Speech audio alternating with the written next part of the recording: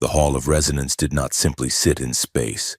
It hung suspended like a drop of frozen starlight within the upper atmosphere of the gas giant Typhon. The view through the floor-to-ceiling crystalline walls was a churning, violent masterpiece of violet storms and crushing gravity, a constant reminder of the power that the Thalassari Empire harnessed as easily as a human might harness a horse. Inside, the air hummed with a frequency that vibrated in the teeth of every species present. A low thrumming song that the Thalassari claimed was the voice of the universe itself. For the human coalition delegates standing awkwardly in their stiff gray dress uniforms, the sound was merely a headache. The chamber was colossal, designed to make anyone not of royal blood feel insignificant. Tiers of translucent stone rose toward a ceiling that seemed to dissolve into the nebula above. Filling these tiers were the high nobility of 100 star systems, a kaleidoscope of bioluminescent armor, shifting holographic capes, and skin that ranged from obsidian to iridescent pearl. They were the masters of this sector, the victors of 1,000 skirmishes, and they were all currently terrified of one young woman. High above them, upon a throne that levitated solely through focused telekinetic amplifiers, sat Queen Saratha Vera.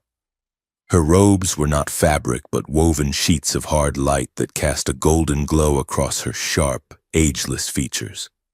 A crown of neural resonant alloy rested on her brow, amplifying her thoughts so that when she felt displeasure, the air in the room actually grew colder. Standing at her right hand was the source of the court's anxiety. Princess Elira was a creature of terrifying symmetry.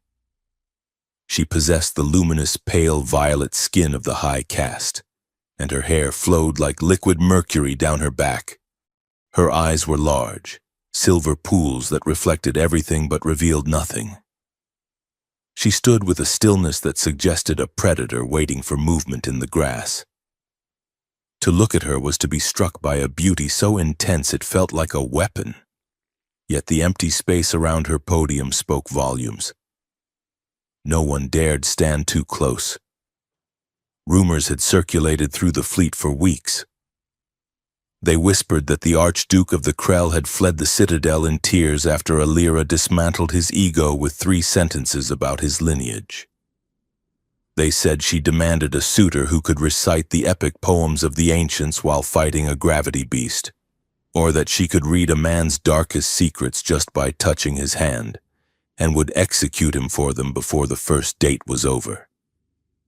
She was the jewel of the Empire, and she was impossible. Elira stared out at the assembly, her face a mask of cold detachment. She hated this. She hated the shimmering armor of the suitors who preened like peacocks, and she hated the smell of their fear. They did not see a person, they saw a treaty. They saw a genetic legacy to be acquired. Her mother, the queen, sat rigid on the throne, her psychic projection radiating a mixture of exhaustion and iron resolve. The peace between the Thalassari and the human coalition was fragile, held together by spun sugar and desperate hope. A marriage was required to seal it, a joining of bloodlines to prove that the superior Thalassari accepted the rough industrial humanity as equals, or at least as permanent allies. But the nobles of the court were proud. To marry a human was out of the question, and to marry Elira was a death sentence for one's pride.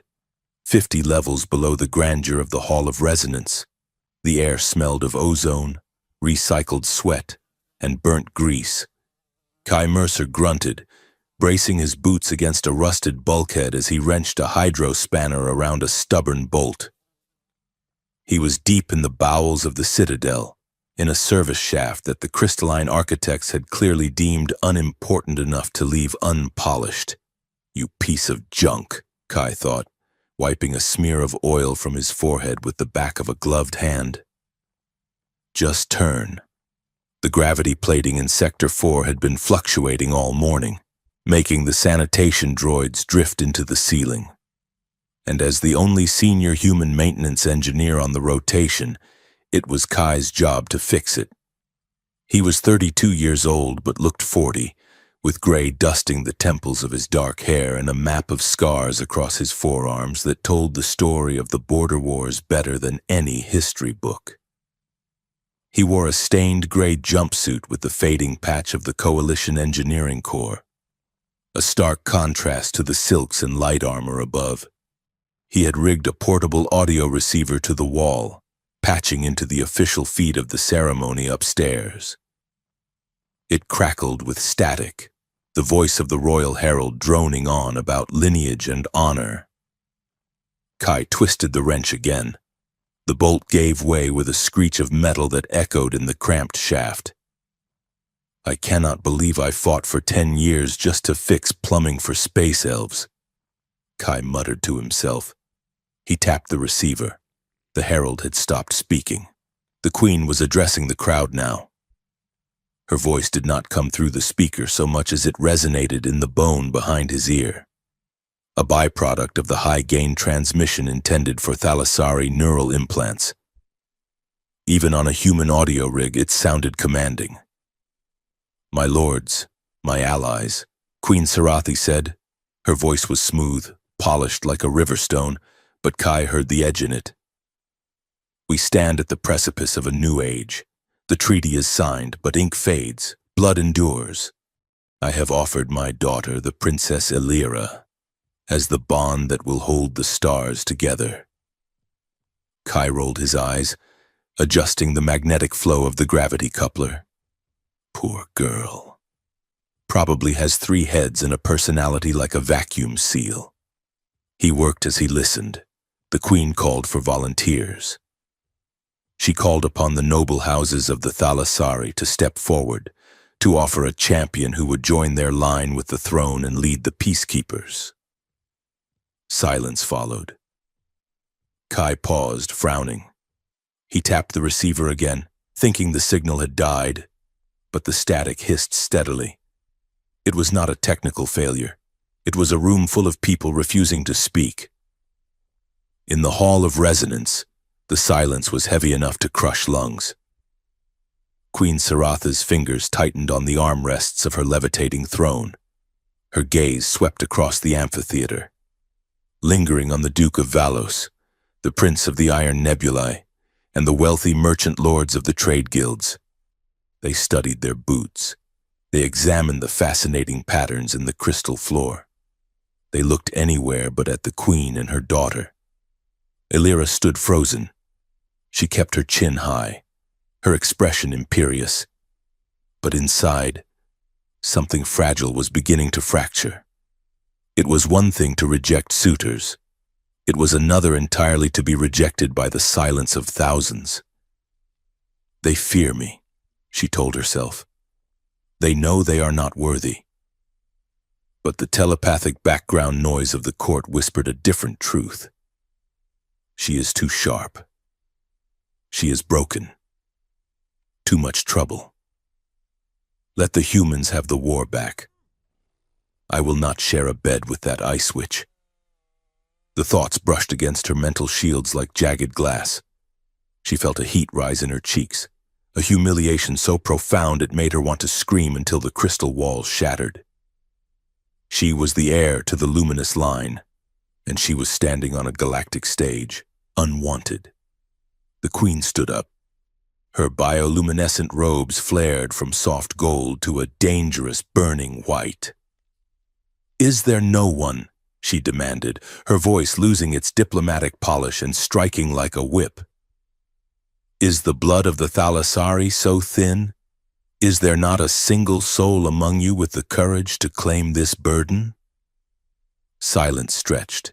Then from the back of the hall, near the section reserved for the lower nobility, a ripple of laughter began. It was not joyful. It was cruel, nervous, derisive laughter.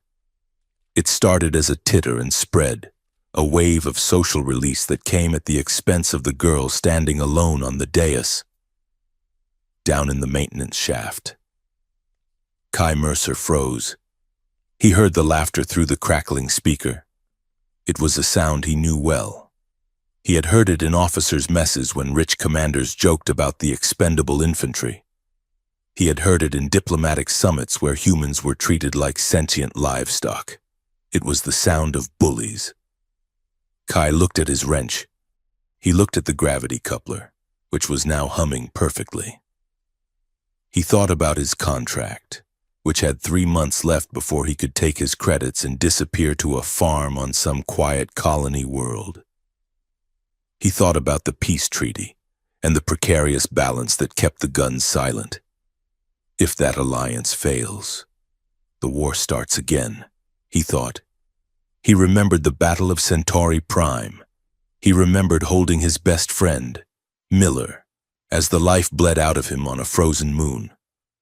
The sky lit up by Thalassari orbital bombardment. He remembered the promise he made to himself that he would never let another kid die in a war that could be stopped. And now, these glittery, high-born cowards were going to let the galaxy burn because they were too scared of a girl? The injustice of it twisted in his gut like a knife. It was the arrogance, the sheer, unadulterated arrogance of laughing at someone while the fate of worlds hung in the balance. Kai dropped the wrench. It clanged against the grating. "You are an idiot, Mercer," he whispered to himself. "You are a colossal, monumental idiot." He turned and sprinted toward the service lift. The Hall of Resonance was in a state of awkward disarray. The Queen was vibrating with suppressed rage, threatening to dissolve the council, threatening to tear up the trade agreements. The human coalition delegates looked pale, realizing that if this marriage proposal failed, they were the ones who would be blamed for the diplomatic insult. The great doors at the far end of the hall were sealed, guarded by the elite Praetorian sentinels in towering mech suits. Kai burst out of a service hatch behind a decorative tapestry in the antechamber. He brushed the dust off his jumpsuit, though the grease stains remained. He marched toward the main doors. "Halt!" A Praetorian boomed, its voice amplified. "This area is restricted to nobility. I am with the engineering detail for the throne," Kai lied smoothly, tapping his override code into the door panel. He prayed his old clearance from the joint construction project was still active. The panel flashed red. Denied. The guard stepped forward, raising a shock spear. "Step away, human." Kai gritted his teeth. He didn't have time for this. He looked at the control panel, saw the delicate fiber optic linkage, and did the only thing an engineer could do. He jammed his hydro spanner, which he had unconsciously brought with him, into the mechanism and twisted. Sparks showered the floor. The locking mechanism shorted out, cycling into emergency open mode. The massive crystalline doors groaned and began to part. Inside the hall, the Queen was shouting, "I ask for the final time. Is there no one brave enough to marry my daughter?" The doors slammed fully open with a thunderous boom that echoed through the vast chamber. Every head turned. Thousands of alien eyes, and the terrified eyes of the human delegation focused on the entrance. Kai Mercer stood there. He was breathing hard, his chest heaving under the gray fabric of his jumpsuit. He had grease on his cheek. His hair was a mess, and he was holding a heavy steel tool like a weapon. He looked small against the scale of the architecture, a speck of grit in a diamond room. The hall fell into a silence deeper than before. This was not the silence of refusal. It was the silence of shock. Kai looked at the Queen. He looked at the nobles in their finery, and then he looked at Elira. She was staring at him. Her violet eyes were wide. Her mask slipped completely, revealing a raw, stunned confusion. She looked lonely. That was the only word for it, beneath the power and the beauty. She looked like a kid who had been told she was worth nothing. Kai stepped into the center aisle. The sound of his magnetic boots on the crystal floor was a rhythmic clack, clack, clack that punctuated the stillness. He did not bow.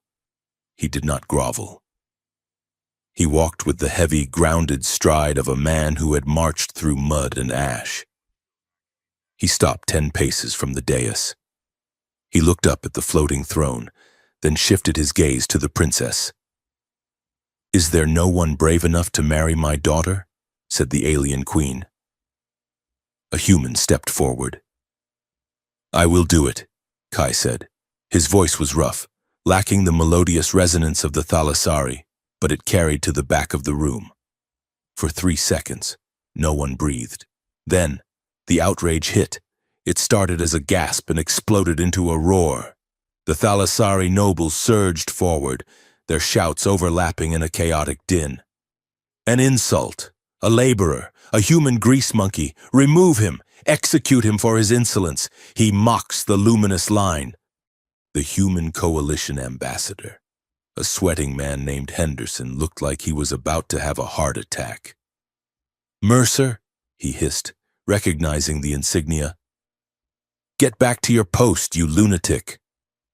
Queen Saratha's eyes narrowed. The bioluminescence of her robes turned a sharp, angry crimson. She lowered the throne, descending until she hovered just a few feet above Kai. "Silence," she commanded. The telepathic weight of the order slammed the room into quietude again. She studied Kai. She looked at his stained hands, his scarred neck, the defiance in his posture. "You," she said, her voice dripping with incredulity. "You step forward where princes fear to tread? Do you understand what is happening here? Human? This is not a game of chance." "I know," Kai said. He did not look away. Illyra took a step forward. She moved down the stairs of the dais, stopping on the bottom step so she was eye level with him. Up close, she was even more overwhelming. The smell of ozone and exotic flowers clung to her. She studied him with a cool, dissecting curiosity.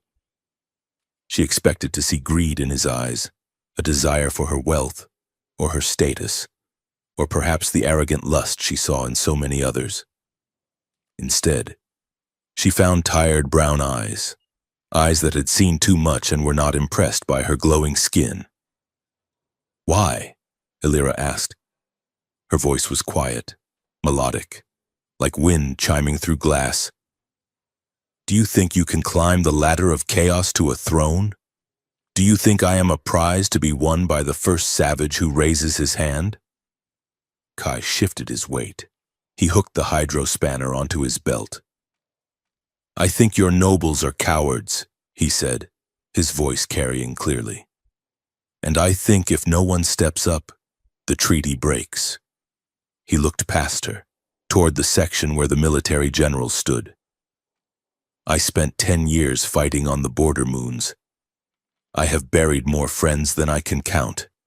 I have seen what your plasma batteries do to a human city, and I have seen what our railguns do to your spires." He turned back to Illyra. "I am tired of war, princess. If standing next to you keeps one more kid from dying in a trench on some godforsaken rock, then I will do it. I do not care if they laugh.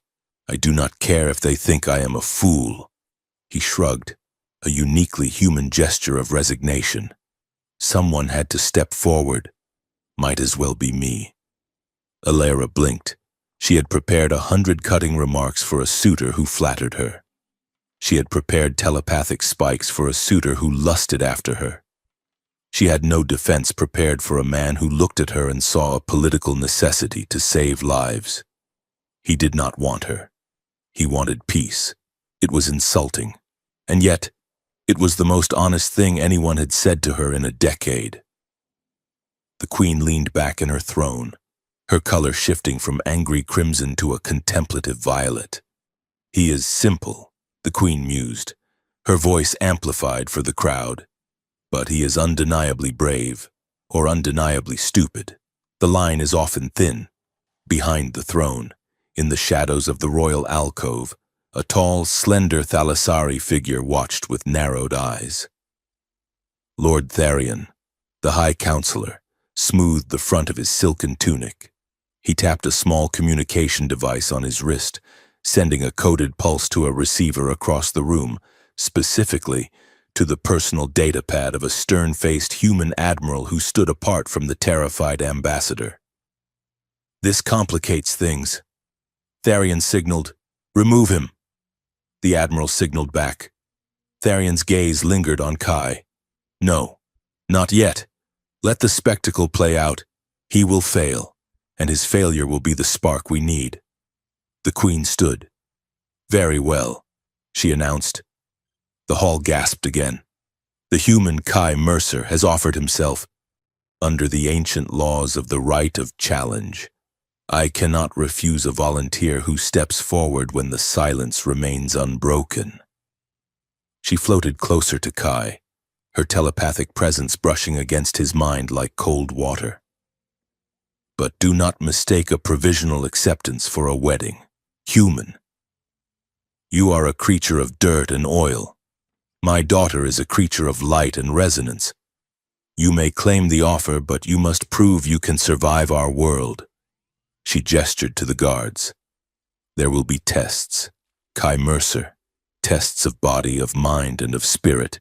You will prove that you are worthy of the luminous line, or you will break. And if you break, the Alliance breaks with you." Kai looked at the Queen, then at Elira. The princess was watching him with a strange, unreadable expression, a mix of pity and a dark, predatory amusement. "I will take the tests," Kai said. "Then it is done." The Queen declared. The ceremony dissolved into chaos. Reporters, both human and alien, surged against the energy barriers. The nobles began to shout and argue.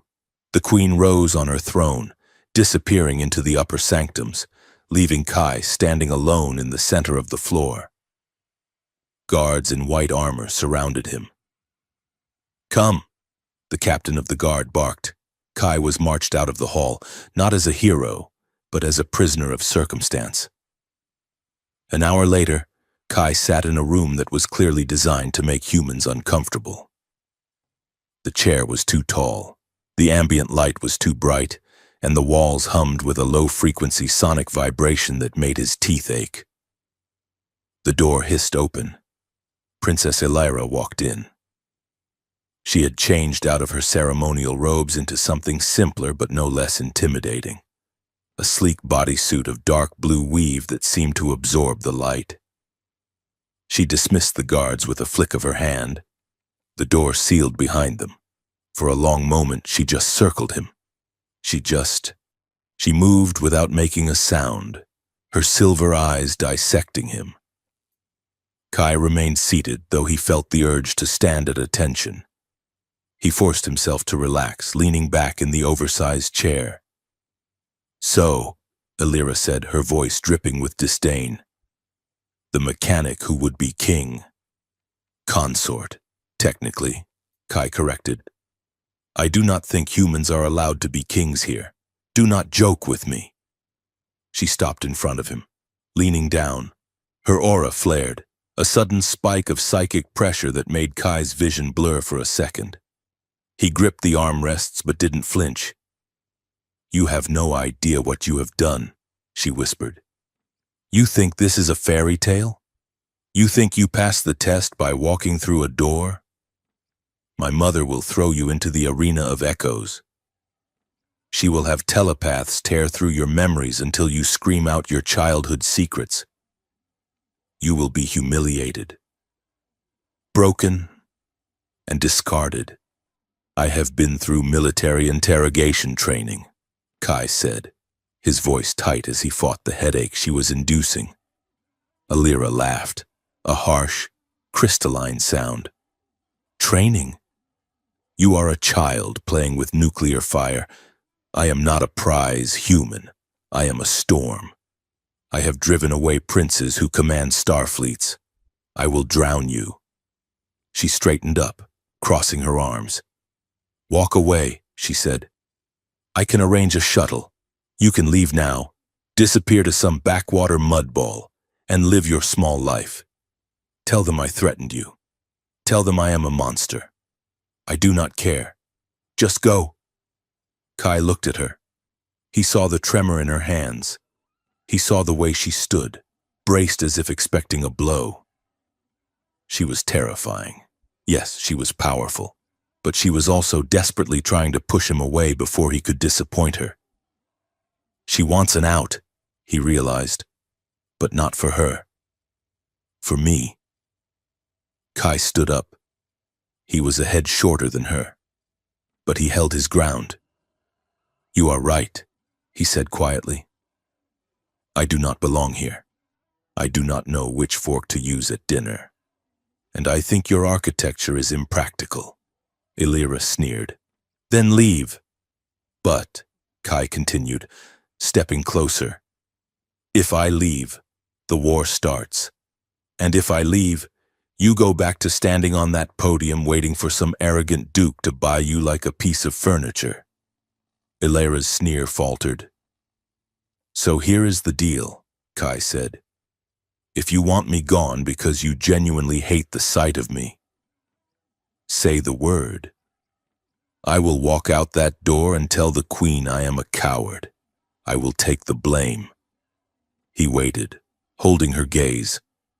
"But if you are trying to scare me off because you think I cannot handle you, or because you are afraid that I might actually stay, then you are wasting your time." He gestured to the door. "Your choice. Princess, do you want the soldier who is tired of fighting? Or do you want to wait for the next prince who wants a trophy?" Illyra stared at him. Her mind reached out, brushing against his. She looked for the lie. She looked for the fear. She found fear. Certainly he was terrified of her, but beneath it, she found a bedrock of stubborn, exhausted honesty. He was giving her the power. He was not claiming her. He was offering himself. No one had ever given her a choice. The silence in the room shifted. The hostility didn't vanish, but it changed flavor. It became something sharper, like a challenge between equals. Illyra turned away, hiding the sudden flush of emotion that threatened to break her composure. She walked to the window, looking out at the violent storms of the gas giant. She smirked.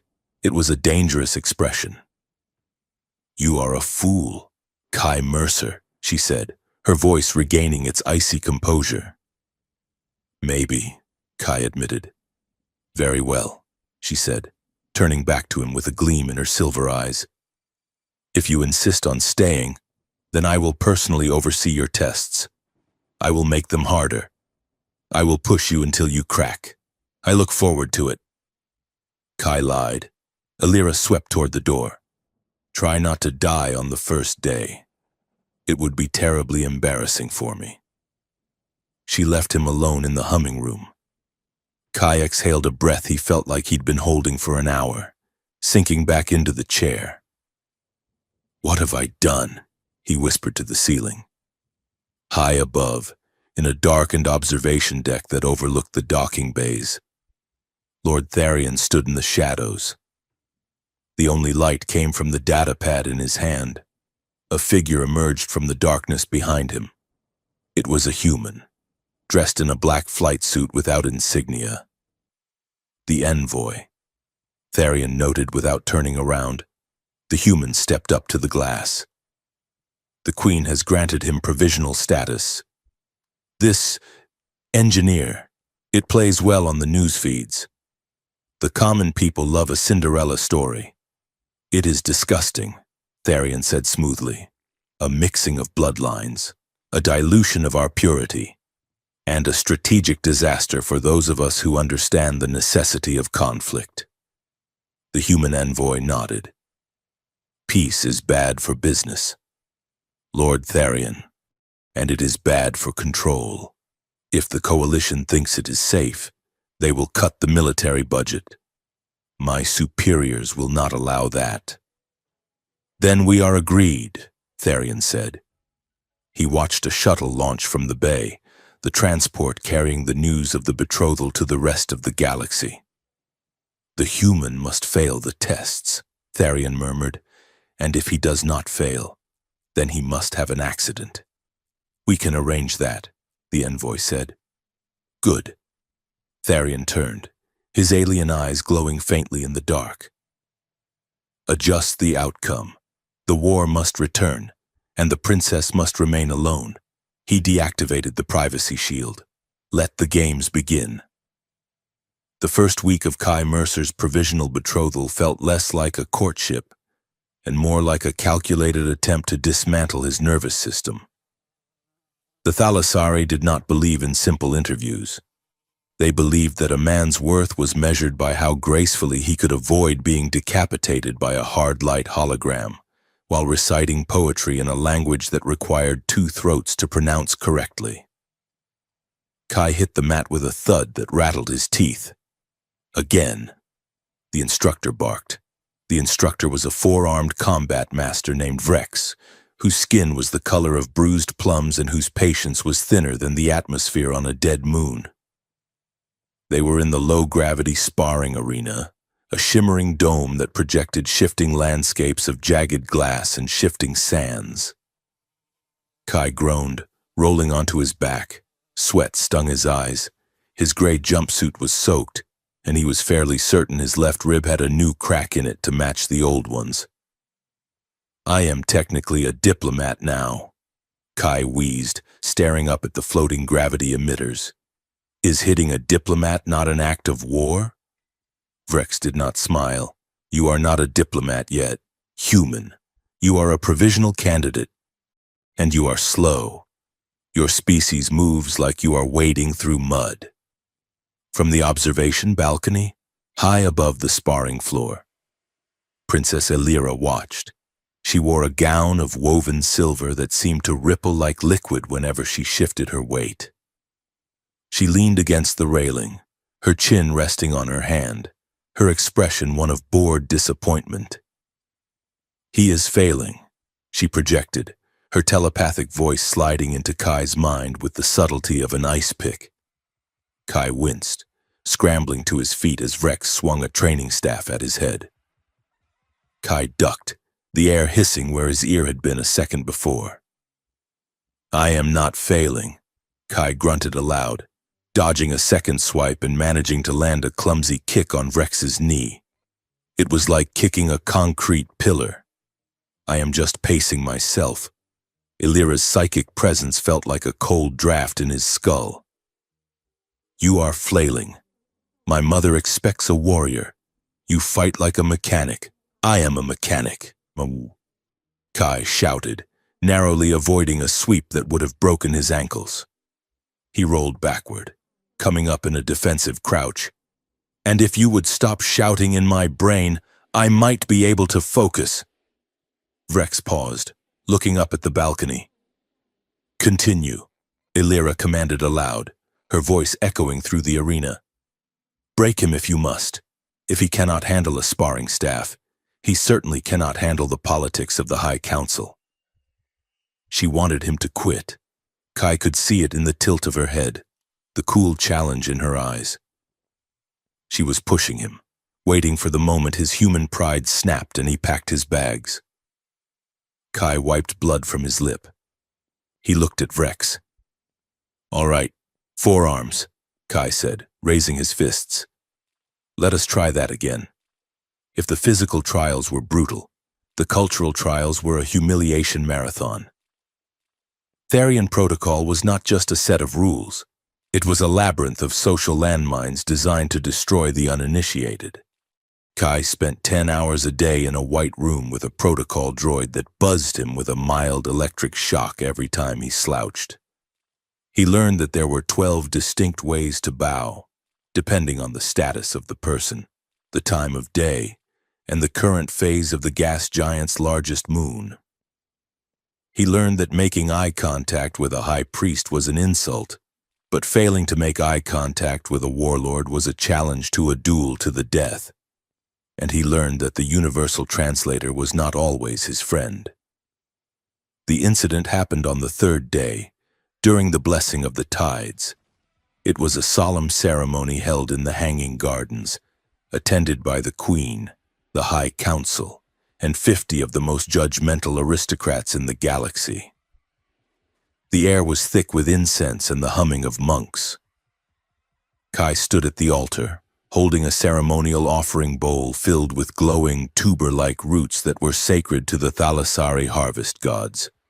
His task was simple: present the bowl to the high priest and recite the ritual phrase, "I offer the bounty of the stars to the eternal spirit." He had practiced the phrase for 3 hours. Illyra stood to his left, stiff and formal. She glanced at him sideways, her eyes daring him to screw it up. "Do not drop the bowl," she whispered. "I have got this," Kai whispered back. He stepped forward. The high priest, a towering figure in flowing robes, loomed over him. The silence was absolute. Kai cleared his throat. He held up the bowl. "Your Holiness," Kai said, his voice projecting clearly, "I offer you these." The translator, Chip behind his ear, gave a high-pitched whine. It had been struggling with the dialectal nuances of High Thalasari all morning. "These starlight potatoes for your consumption." A gasp went through the crowd. It sounded like all the air had been sucked out of the room at once. The high priest froze. His 4 eyes widened. Starlight. Potatoes? Kai blinked. The translator buzzed again, correcting itself too late. "I mean, the bounty," Kai corrected quickly, feeling the heat rise up his neck. "The bounty of the stars. Not potatoes, definitely not potatoes." Someone in the back row giggled. It was a high, nervous sound. Illyra had turned her head away. Her shoulders were shaking. At first, Kai thought she was trembling with rage, but then he heard a sound he had never heard before.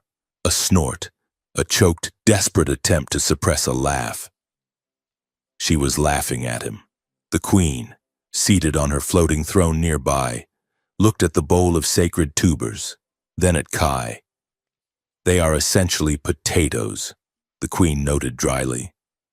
"Though we usually prefer them roasted." The tension broke, the giggles spread, even the high priest's mandibles twitched. Kai stood there, red-faced, holding the glowing vegetables, realizing he had just turned a 1,000-year-old sacred rite into a culinary critique. Later, as they walked down the corridor away from the gardens, Illyra was still fighting a smile. "Starlight potatoes," she repeated, shaking her head. "You called the sacred root of Yggdrasil a potato. It looks like a potato," Kai defended himself, though he was grinning too. "And it smells like a yam." "I stand by my assessment." Illyra stopped walking.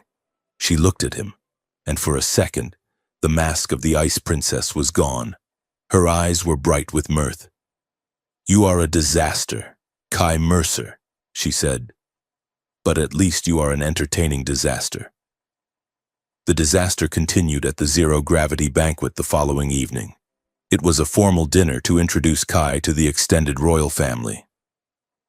The dining hall had been depressurized of gravity, allowing the guests to float freely around low tables while food was served in floating spheres of liquid and gel.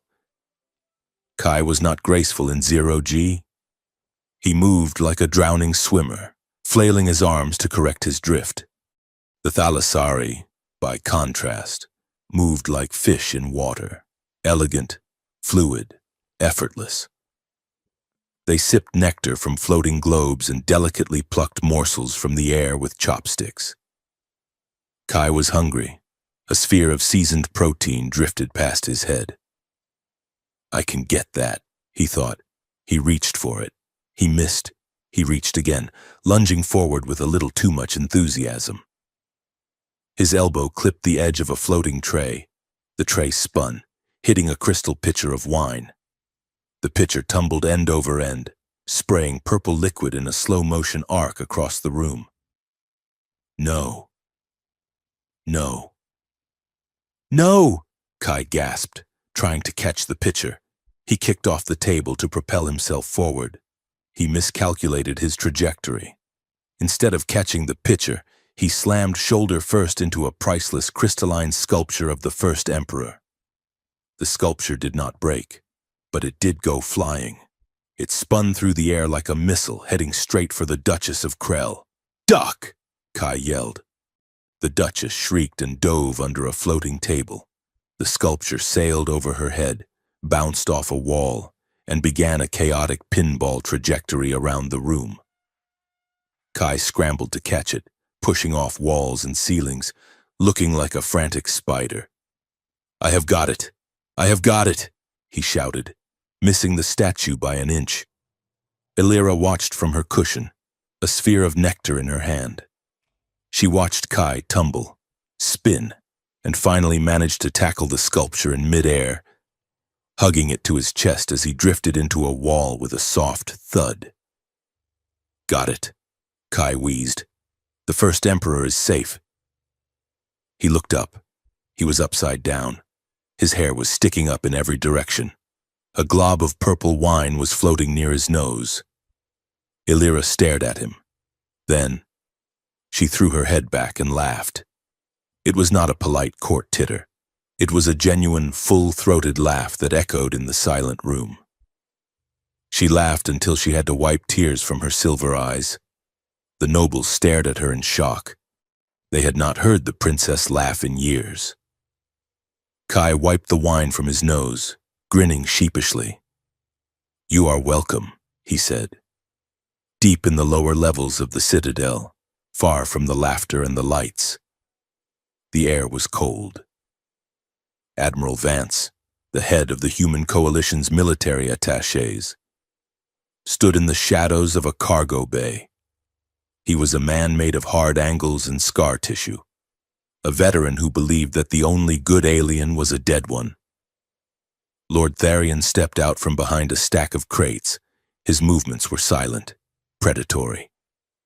"He is surviving," Tharion said, his voice flat. "He makes mistakes.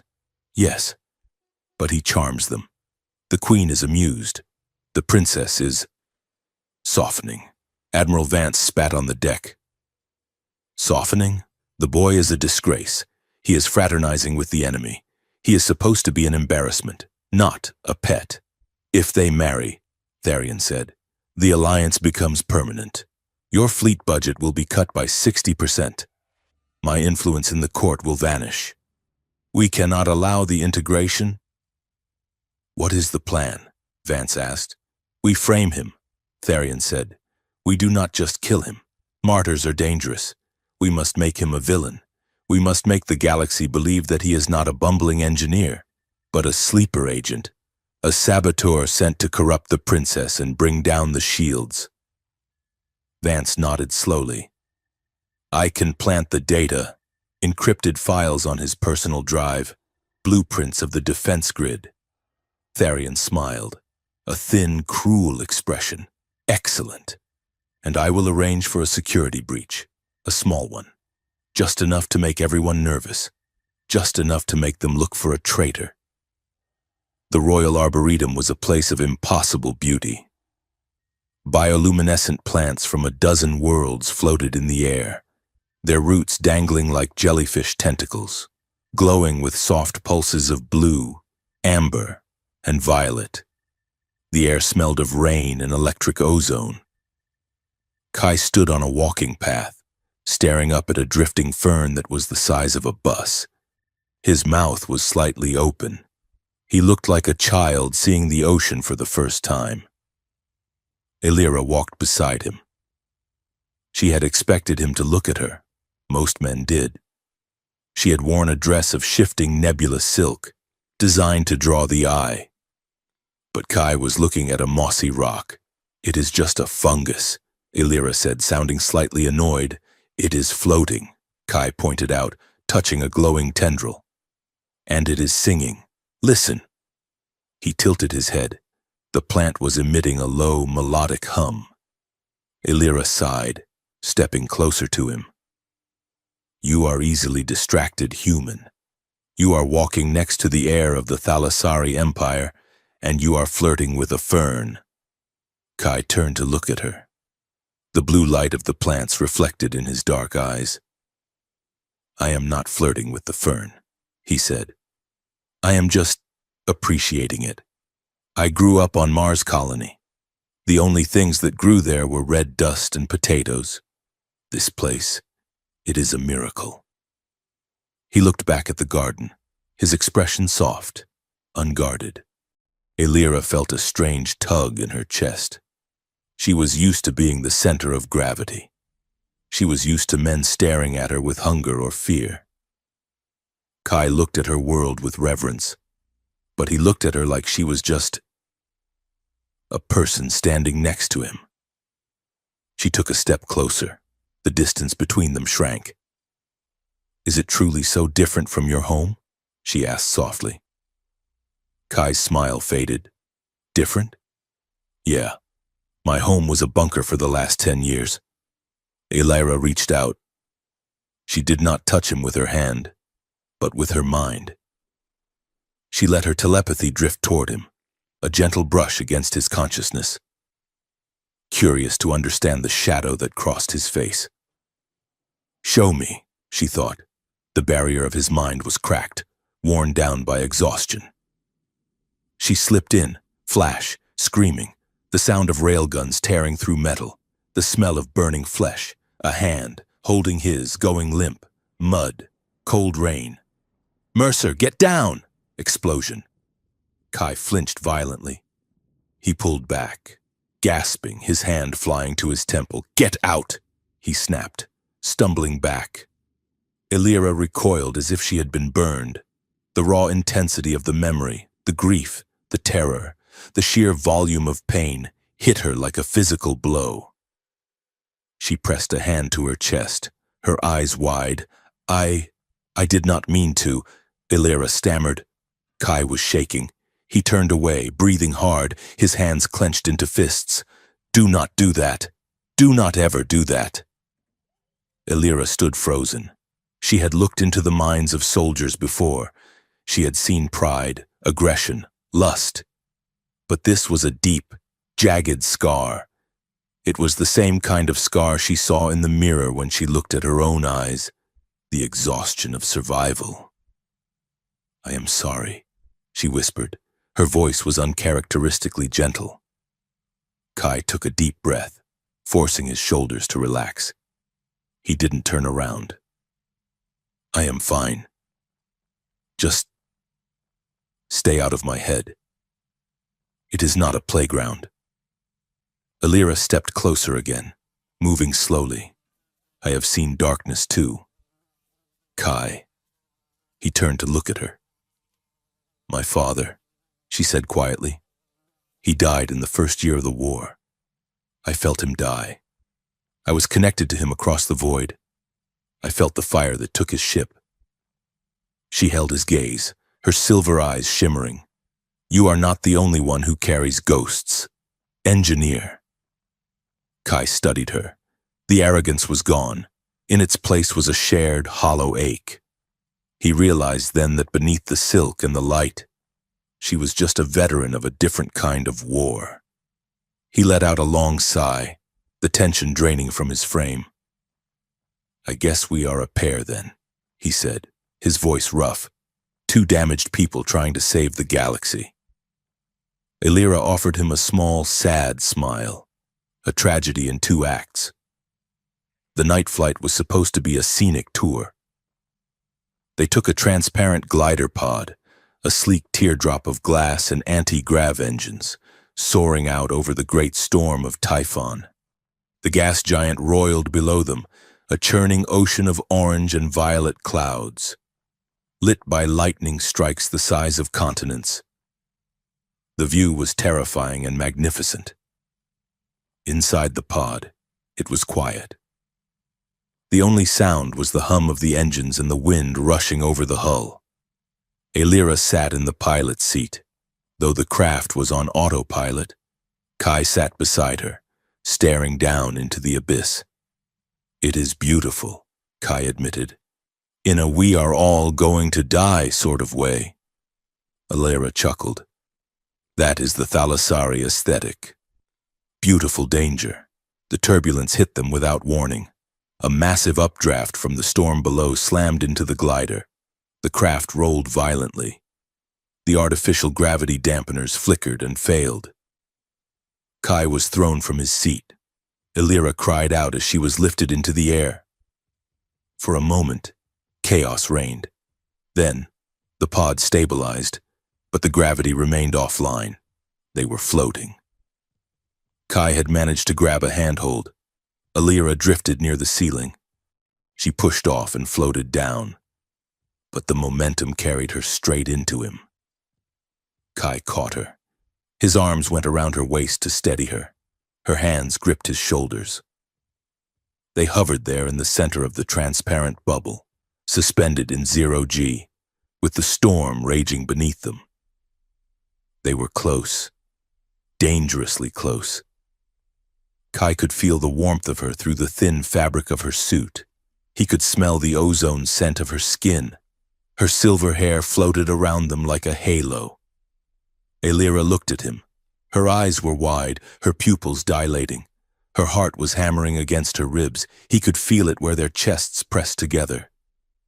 "You are warm," Alira whispered. Her voice shook slightly. "Humans run so hot." "It is a mammal thing," Kai murmured. He knew he should let go. He knew this was inappropriate, but his hands refused to move. The lights from the storm painted her face in strobing flashes of purple and white. The scar on Kai's jaw stood out in stark relief. Alira did not pull away. She leaned in, just an inch. Her gaze dropped to his lips, then back to his eyes. The air between them crackled with something far more volatile than the lightning outside. "Kai," she breathed. She leaned closer. Kai's breath hitched. He leaned in to meet her. The console screamed. Proximity alert. Collision imminent. The red light bathed the cockpit. The glider lurched violently, engines cutting out.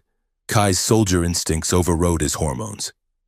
He grabbed the manual control yoke, pulling Alira into the co-pilot seat and strapping her in with one fluid motion. "Hold on," he yelled.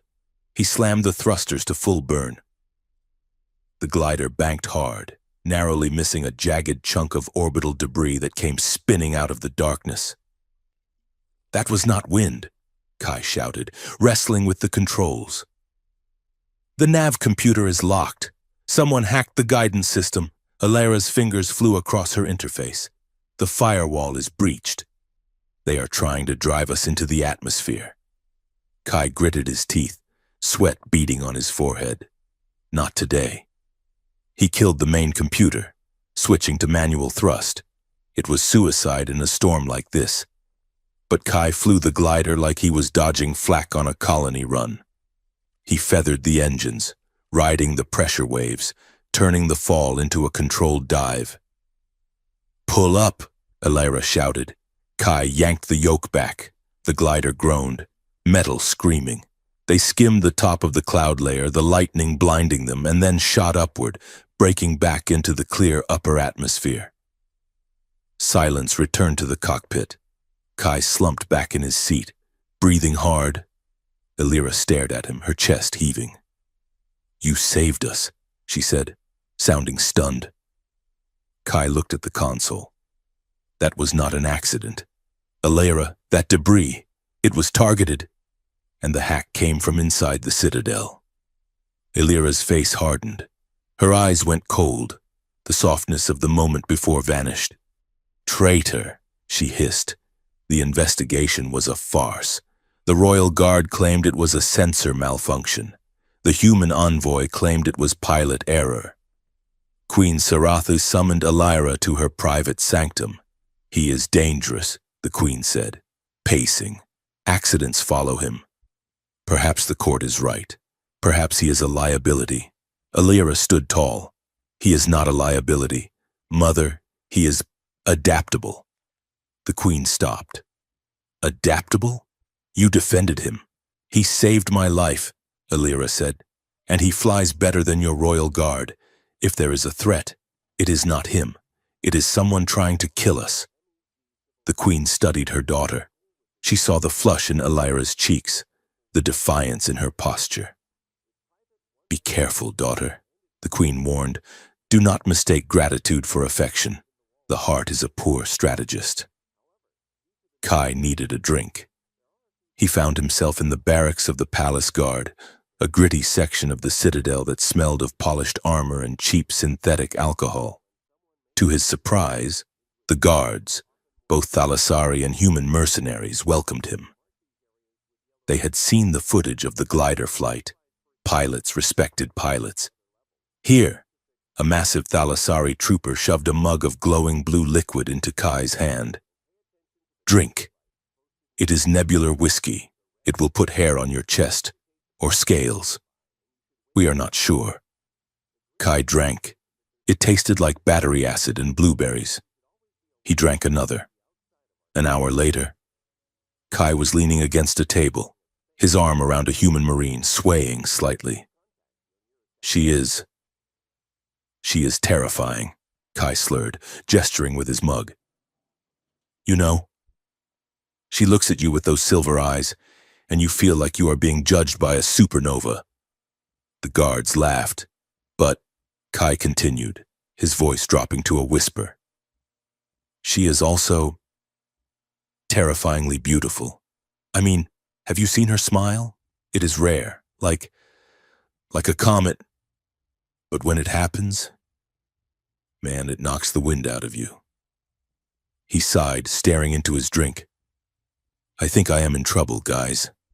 I think I actually like her, high in the royal tower. Alira sat on her bed. She was wearing a neural headset, listening to the surveillance feed from the barracks. She heard the confession. She heard the raw, drunken honesty in his voice. Terrifyingly beautiful. Alira touched her own cheek. A slow, private smile spread across her face. You are in trouble, human, she whispered to the empty room. The next morning, the hangover was brutal, but the training schedule was merciless. They were back in the sparring ring. No instructors this time, just Kai and Alira. Alira looked fresh, radiant, and dangerously cheerful. Kai looked like death warmed over. I heard you enjoyed the barracks last night, Alira teased, circling him. Kai groaned. The walls have ears. The walls have audio sensors, Alira corrected. And you talk loud when you drink. She lunged. Kai blocked, but he was slow. She swept his leg, but he hopped over it. So, she said, aiming a palm strike at his chest. I am terrifying, am I? Kai caught her wrist and he twisted, using her momentum to pull her close. Only when you are angry. And beautiful? She asked, her voice dropping an octave. Kai froze. He looked down at her. They were chest to chest, his hand gripping her wrist, her other hand resting on his shoulder. I was drunk. Kai deflected, his heart rate spiking. Alira smiled. Truth comes out in the wine. Kai. She moved fast, a twist of her hips, a leverage of her alien strength, and she threw him. Kai hit the mat hard. Before he could recover, Alira was on top of him. She straddled his waist, pinning his wrist to the floor above his head. She leaned down, her hair falling like a curtain around their faces. The playfulness vanished. The air became thick with heat. Kai looked up at her, helpless, his breath catching in his throat. He could feel the weight of her hips, the strength in her hands. Alira studied him. She saw the flush in his cheeks. She saw the stubborn determination in his eyes, the refusal to look away. She felt a sudden, sharp ache in her chest. It was a longing so intense it scared her. She wanted to lean down. She wanted to close the gap. She wanted to know if he tasted as warm as he felt. The silence stretched, taut as a bowstring. Then, Alira pulled back. She released his wrists and scrambled to her feet, turning her back to him. She was breathing hard, her composure shattered. That is enough for today, she said, her voice tight. Kai sat up, rubbing his wrists. Alira? Go, she commanded, not looking at him. Just go. She walked out of the arena without looking back, fleeing from the thing she wanted most. In the shadows of the council chamber, Lord Tharion watched the security feed of the sparring match. He saw the hesitation. He saw the connection. "It is time," he said. The human envoy nodded. "The betrothal proclamation is tomorrow." Tharion activated a holographic map of the ceremony hall. "We strike when he takes her hand," Tharion said. "The explosives are in place. The drones are hacked. We will kill the peace, and we will blame the human lover." He closed his hand into a fist, crushing the light of the hologram. Tomorrow, the galaxy burns. The Hall of Resonance had been transformed. Where before it had been a court of judgment, it was now a stage for history. Holographic emitters lined the walls, projecting the faces of the Human Coalition High Command and the Thalassari Grand Dukes in columns of shimmering light. They watched from light years away, their eyes fixed on the dais where the future of two civilizations stood. Kai Mercer pulled at the collar of his ceremonial tunic. It was made of a stiff woven fiber that felt like wearing a carpet, and the high gorget dug into his throat. He felt ridiculous. He was a mechanic and a grunt, wrapped in the silk of an alien prince, standing next to a woman who looked like she had been carved from starlight. Princess Alira stood beside him. She wore white, the Thalassari color of binding. Her silver hair was braided with strands of platinum, and her violet eyes scanned the crowd with a practiced, regal detachment. But Kai, standing close enough to smell the ozone scent of her perfume, noticed the slight tremor in her hands. She was terrified, not of the crowd, but of the finality of it. "Do not lock your knees," Kai whispered, barely moving his lips. "You will pass out. I learned that in basic training." Alira glanced at him. A tiny ghost of a smile touched her lips. "I do not faint. Human," she whispered back. "I merely swoon with elegant purpose." Kai suppressed a snort. The queen rose from her throne, her voice amplified by the chamber's acoustics. She began the rite of union. "We stand at the bridge," Queen Sarathi intoned, "between the iron of humanity and the light of the Thalassari. Today we bind these two disparate elements into a single alloy."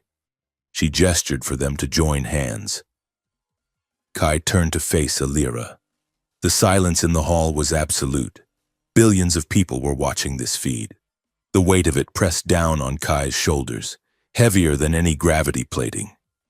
But then he looked into Alira's eyes. He saw the same fear he felt, reflected in silver. He saw the woman who had laughed at his potato mistake, the woman who had trusted him in the storm. He reached out. Alira hesitated for a fraction of a second, then placed her hand in his. Her skin was cool, her fingers slender and strong. As their palms touched, a connection sparked, not telepathic, but human, a grounding. And then the world exploded. It did not start with a sound. It started with a shriek of tearing energy as the security field above the dais collapsed. 3 dark shapes dropped from the vaulted ceiling. They were sleek, matte black drones, buzzing like angry hornets. They did not bear Thalassari markings. They bore the blocky, utilitarian aesthetic of human manufacture. Kai saw them before anyone else. His soldier instincts, dormant but never dead, screamed at him. "Down!"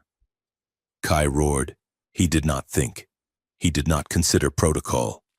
He grabbed Alira by the waist and threw her to the crystal floor, hurling his own body over hers just as the air ignited. The first drone detonated. A shockwave of heat and force hammered into Kai's back, driving the breath from his lungs. Shrapnel pinged off the energy shields of the nobles in the front row. But the dais was exposed. Screams erupted. The holographic faces of the galactic leaders flickered and died as the signal was cut.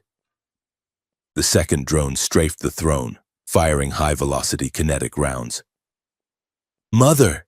Alira screamed from beneath Kai. Kai looked up through the smoke. The queen had been thrown from her levitating throne. A streak of violet blood stained her golden robes. The third drone was circling for a final dive, aiming directly for the fallen monarch. Kai scrambled up, grabbing a heavy ceremonial staff that had fallen from a priest's hands. It was weighted with gold, useless as a weapon against armor. But it was a lever. He jammed the staff into the exposed intake vent of the gravity generator beside the dais and heaved. The generator sparked and blew out a pulse of distorted gravity. The shockwave hit the diving drone, smashing it sideways. It spun out of control, slamming into a pillar and exploding in a ball of fire.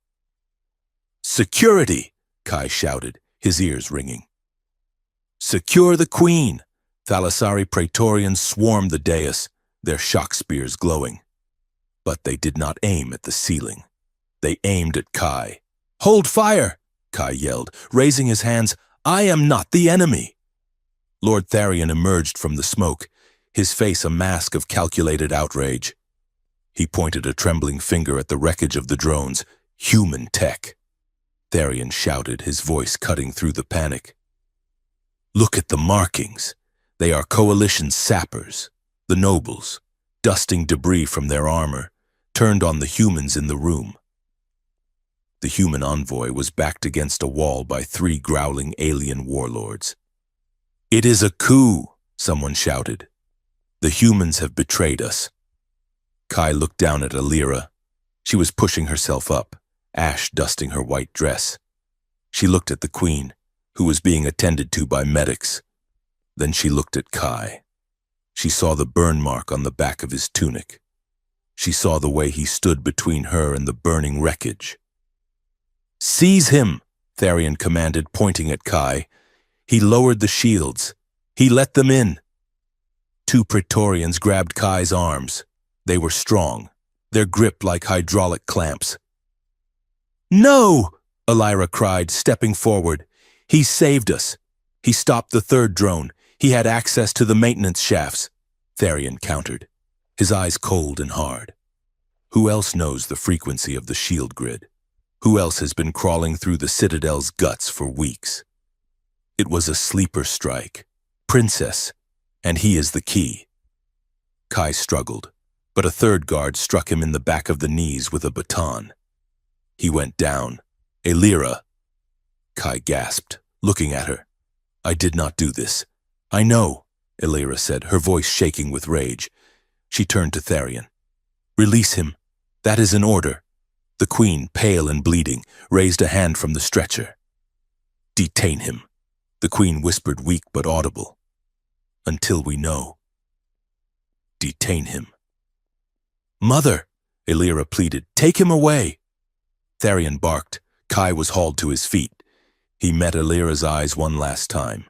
He saw the devastation there, the horror of watching the only person she trusted being dragged away as a traitor. "Do not fight them," Kai told her, his voice rough. "Stay safe." Then the butt of a spear slammed into his temple and the world went dark. The cell was a circle of black stone, lit only by the harsh hum of a containment field.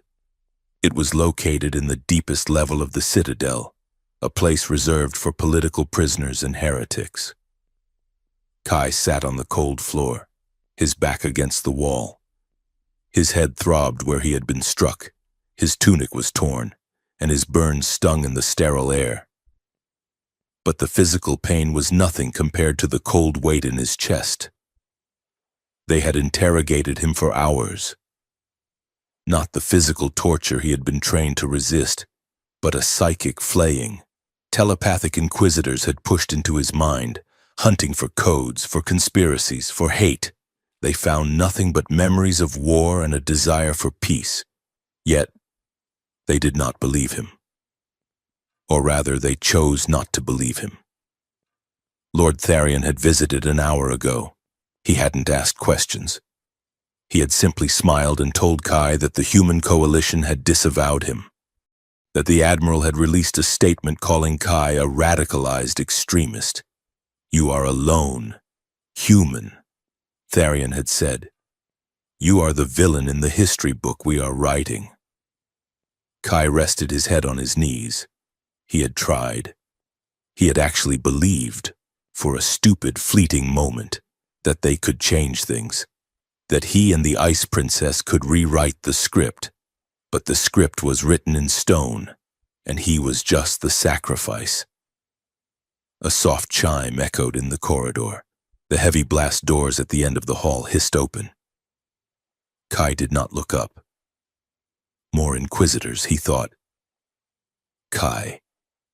The voice was a whisper, but it cut through the darkness like a laser. Kai lifted his head. Illyra stood on the other side of the shimmering energy barrier. She wore a dark cloak over a simple flight suit, her hood pulled up to hide her silver hair. Her face was pale, her eyes red-rimmed, but burning with a fierce, frantic light. "Illyra," Kai rasped, "you should not be here. If Tharian sees you—" "I bypassed the sensors," she said quickly, her fingers flying across the keypad on the wall. "I used the royal override." She looked at him through the field. She took in the bruise on his temple, the slump of his shoulders. "They hurt you," she said, her voice cracked. "They did their job," Kai said. "I am the enemy now, remember?" "I do not believe it," Illyra said firmly. "Why not?" Kai asked, a bitter edge entering his voice. "The drones were human. I had the access codes. Everyone says I did it. Why are you the only one who does not think I am a monster?" "Because I know what a monster feels like," Illyra said. She pressed her hand against the energy field. It hissed and sparked, but she did not pull away. "I felt your mind, Kai, in the garden, in the glider. I felt your fear, and I felt your hope. You are incapable of treachery because you are incapable of lying to yourself." She looked him in the eye. "And because you threw yourself over me. A traitor would have let me die." Kai stood up slowly. He walked to the barrier, placing his hand on the field, directly opposite hers. The energy hummed between their palms, a millimeter of separation that felt like a light year. "You need to go back," Kai said softly. "They will use this against you. They will say I corrupted you." "Let them say it," Illyra whispered. She keyed a final command into the pad. The hum of the field died. The barrier vanished. For a moment, neither of them moved. The silence in the cell was thick, heavy with the dust of the explosion and the scent of ozone. Then Illyra stepped forward. She did not stop until she was standing inside the cell, inches from him. She reached up, her cool fingers tracing the bruise on his temple. Then the line of his jaw. Her touch was trembling, terrified and tender all at once. "You are an idiot," she murmured. "Jumping on a grenade for me. Standard operating procedure," Kai whispered. He looked down at her. In the darkness of the cell, she wasn't a princess. She was just a woman who had come for him when the entire galaxy had turned its back. The walls he had built, the soldiers' discipline, the mechanics' cynicism, the humans' wariness, crumbled into dust. Illyra looked up at him, her eyes searching his. She saw the home she had never found in the cold crystal halls of her palace. She rose on her tiptoes. Kai met her halfway. The kiss was not graceful. It was desperate. It was the collision of two people who had been falling for weeks and had finally hit the ground. Illyra tasted of tears and electric spice. Kai tasted of blood and exhaustion. His arms went around her, pulling her close, burying his face in her neck. She gripped his tunic, holding on to him as if he were the only solid thing in a dissolving universe. For a long minute, the politics, the war, and the conspiracy did not exist. There was only the warmth of her body against his, the frantic beat of her heart, and the terrifying realization that he would burn the galaxy down to keep her safe. They broke apart, breathless, foreheads resting against each other. "We have to go," Illyra whispered, her voice unsteady. Go, Kai asked. Go where? Out, Alira said, pulling back to look at him. Her eyes were sharp again, the tactician taking over. Tharian plans to execute you in the morning. He calls it emergency justice. I arranged a transfer order under my mother's seal, but it will not hold up once he checks the logs. We have maybe 20 minutes. She grabbed his hand. Come on, mechanic. Time to fix this mess. They ran. Kai led the way. The maintenance tunnels were his domain, a maze of pipes and conduits that the high-born Thalassari ignored. They sprinted through cramping tubes and climbed rusted ladders, the sounds of alarms beginning to wail in the distance. Where are we going? Kai panted as they dropped into a disused ventilation shaft. Sector 0, Alira answered. The old war room. It was sealed 50 years ago. Tharian thinks it is dead space. Why go there? Because I found a data ghost, Alira said, sliding down a ladder. When the drones attacked, I felt a signal spike. It wasn't coming from outside. It was coming from inside the citadel. A localized controller. They burst out of a vent into a dusty, cavernous room filled with ancient tactical displays. The air was stale, smelling of old ozone. Alira ran to a console, wiping away a layer of gray dust. She jacked her personal datapad into the port. If I am right, she muttered. The localized logs for the drone control should be mirrored on the backup server here. The old system records everything on a closed loop. Tharian would not have thought to wipe a system that hasn't been used since my grandfather's time. The screen flickered to life, green text scrolling rapidly. Got you, Alira hissed. Kai looked over her shoulder to Duh. What is it? Alira pointed. Transmission logs. The drones were activated from the human invoice quarters, but the authorization code... Look, it was a Thalassari royal cipher. Tharian. Kai read, the son of a... And look at the recipient, Alira added, scrolling down. Admiral Vance. They have been coordinating for months. They staged the attack to kill the peace treaty and seize power. Tharian gets the throne as regent. Vance gets his war budget. We have the proof, Kai said, a surge of hope hitting him. We can show the queen. No, Alira said, pulling the datapad. My mother is unconscious. The council is under Tharian's control.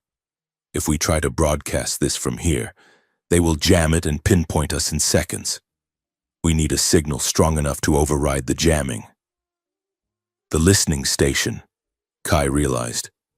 The one orbiting the ghost moon. Exactly, Alira said. It is an automated relay. High power, military grade, and completely independent of the Citadel's net.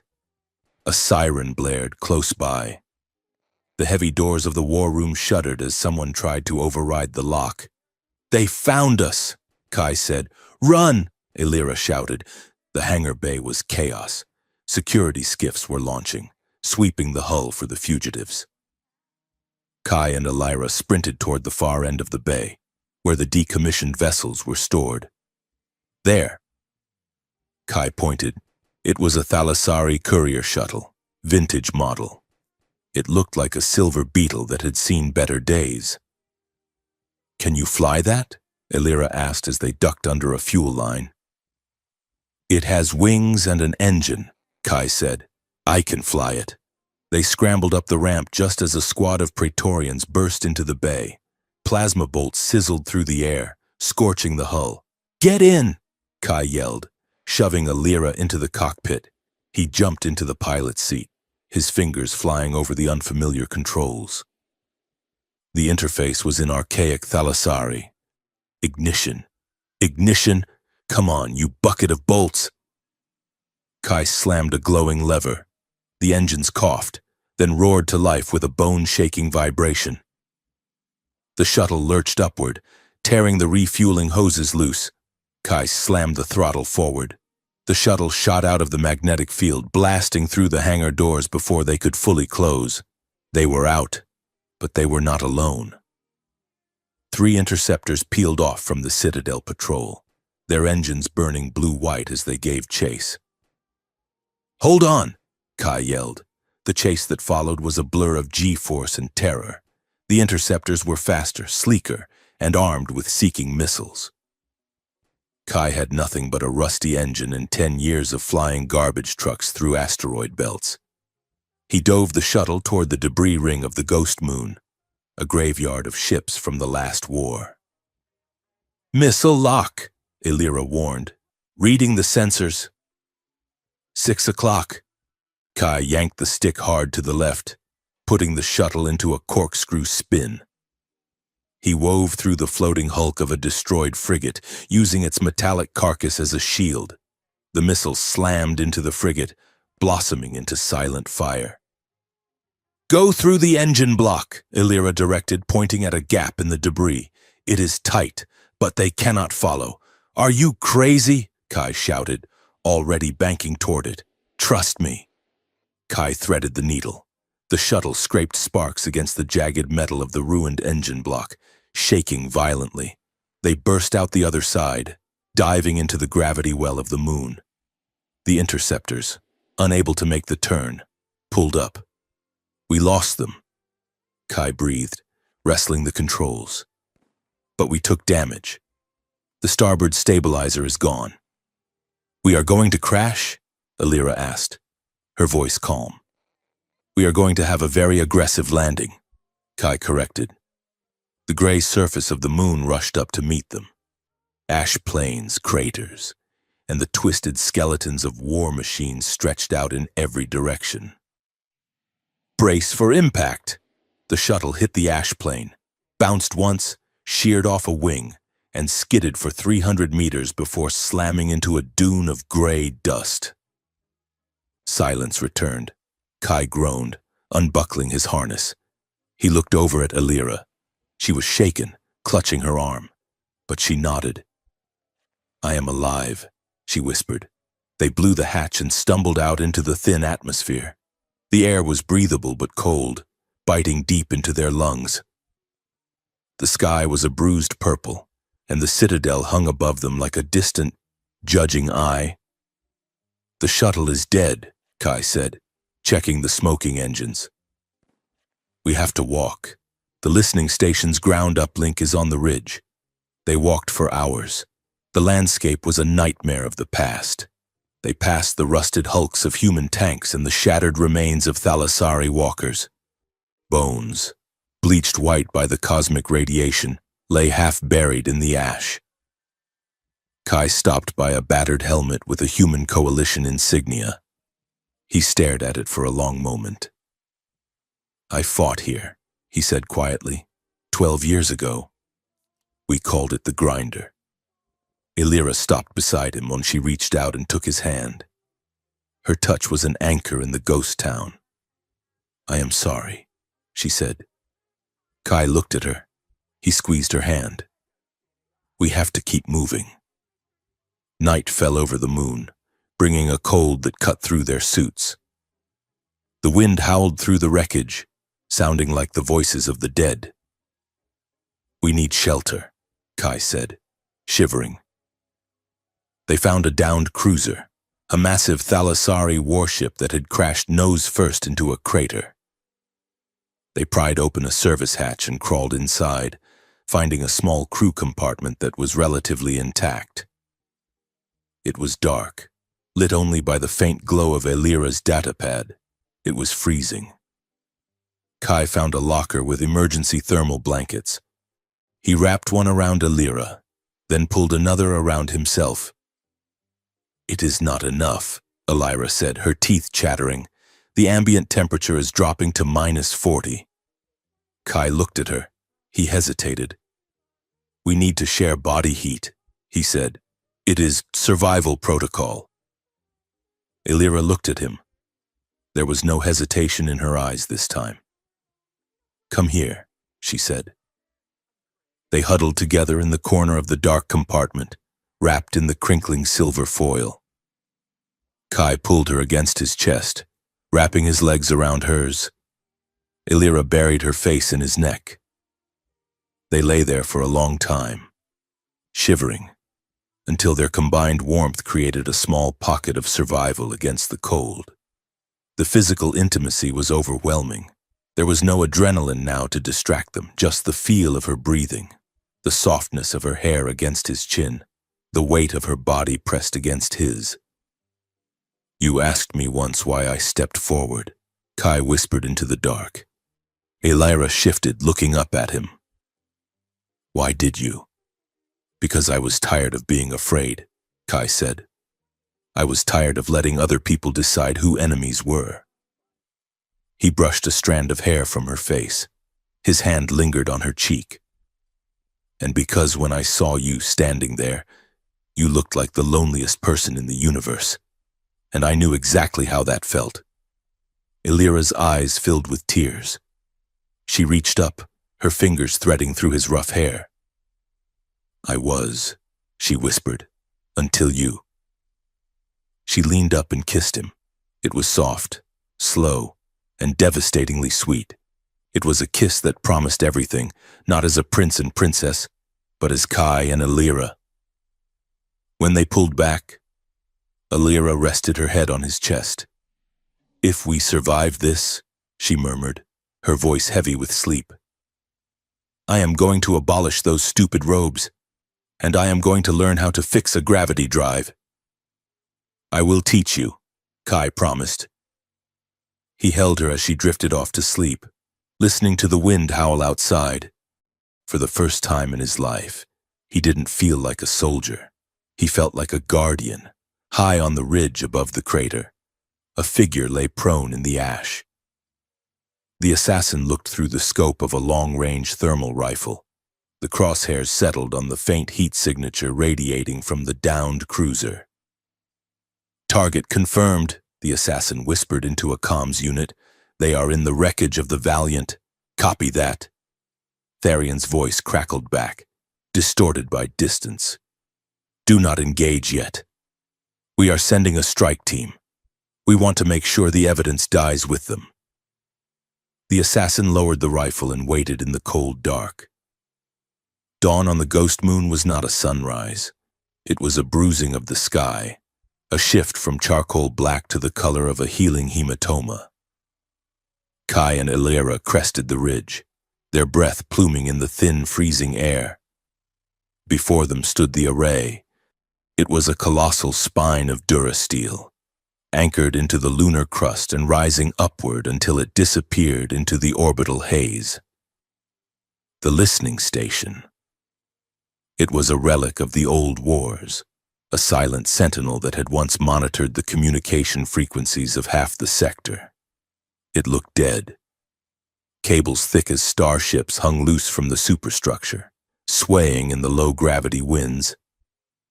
Emergency lights flickered with a rhythmic, dying pulse, casting long, skeletal shadows across the ash plains. "We are here," Kai rasped. His voice was rough, his throat raw from the dry air. Elira did not speak. She leaned against a jagged spire of rock, clutching her side. The crash had left her bruised, and the cold was sapping her thalassari metabolism faster than his human one. Her skin, usually luminous, was dull and gray. Kai moved to her, wrapping his arm around her waist to support her weight. "We just need to get inside," he said. "The core will have residual heat, and the transmitter." They stumbled down the slope, sliding through drifts of silicate dust. The entrance to the station was a massive blast door, sealed for decades. Kai did not bother with the keypad. He knelt by the manual release gear, jammed a piece of wreckage into the cogs, and heaved. His muscles screamed. The gears groaned, protesting the movement after 20 years of stillness. Slowly, agonizingly, the door cracked open enough for them to slip through. Inside, the air was stale and smelled of ozone and ancient coolant. But it was warmer. Elira exhaled a long, shuddering breath. She slumped against the metal wall, sliding down until she sat on the grating. "We made it," she whispered. Kai checked the corridor.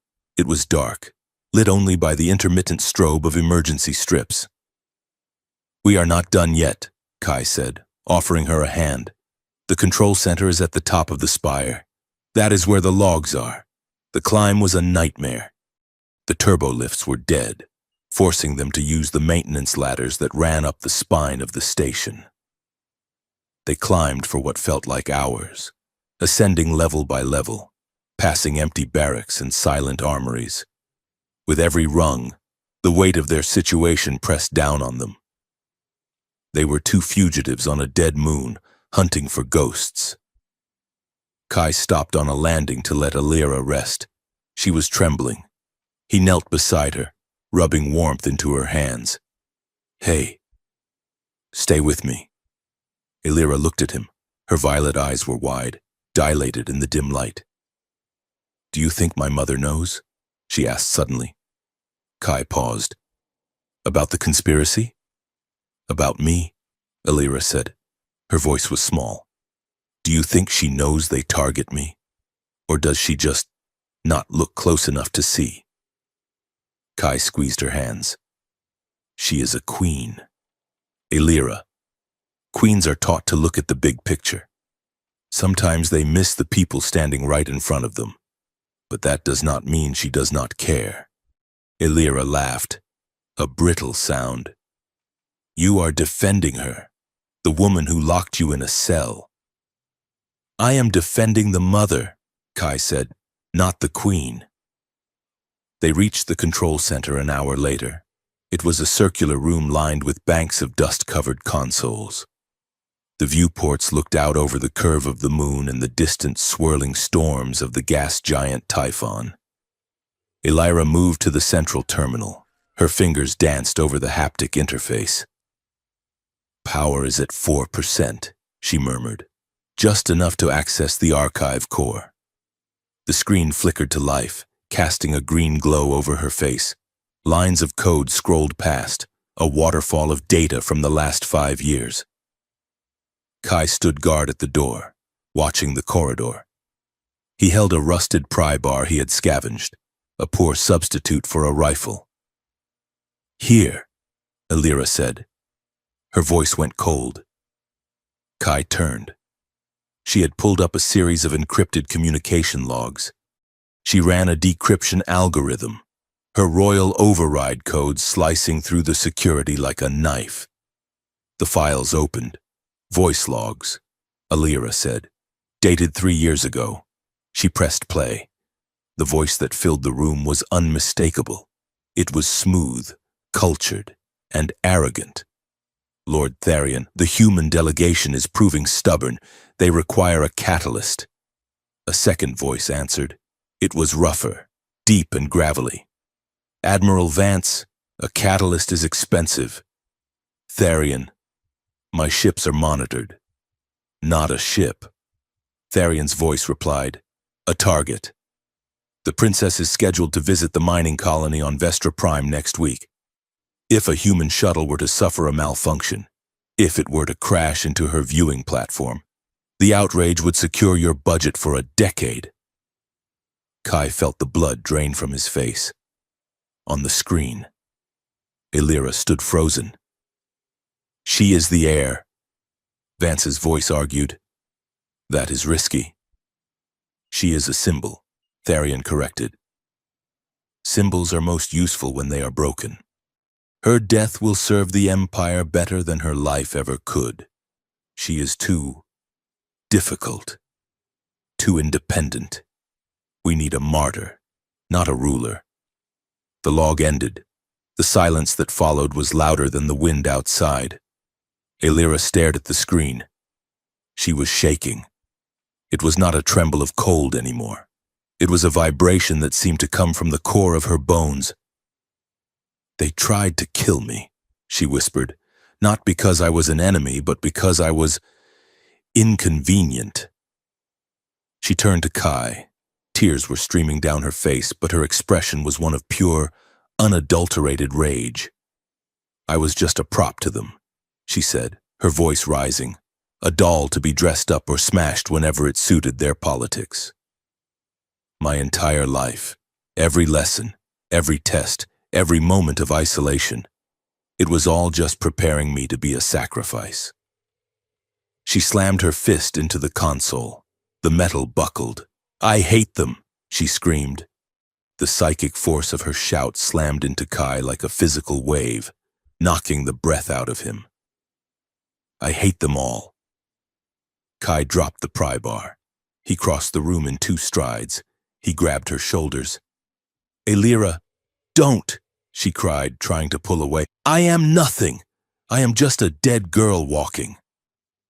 Kai did not let go. He pulled her in, wrapping his arms around her, crushing her against his chest. She fought him for a second, hitting his chest, her telepathic energy crackling around them like static electricity. "I've got you," Kai said, his voice fierce. "I've got you. You are not a prop. You are real. You are here." Elira crumbled. The rage broke into a jagged sob that tore through her throat. She collapsed against him, her knees giving way, and Kai slid down with her to the floor.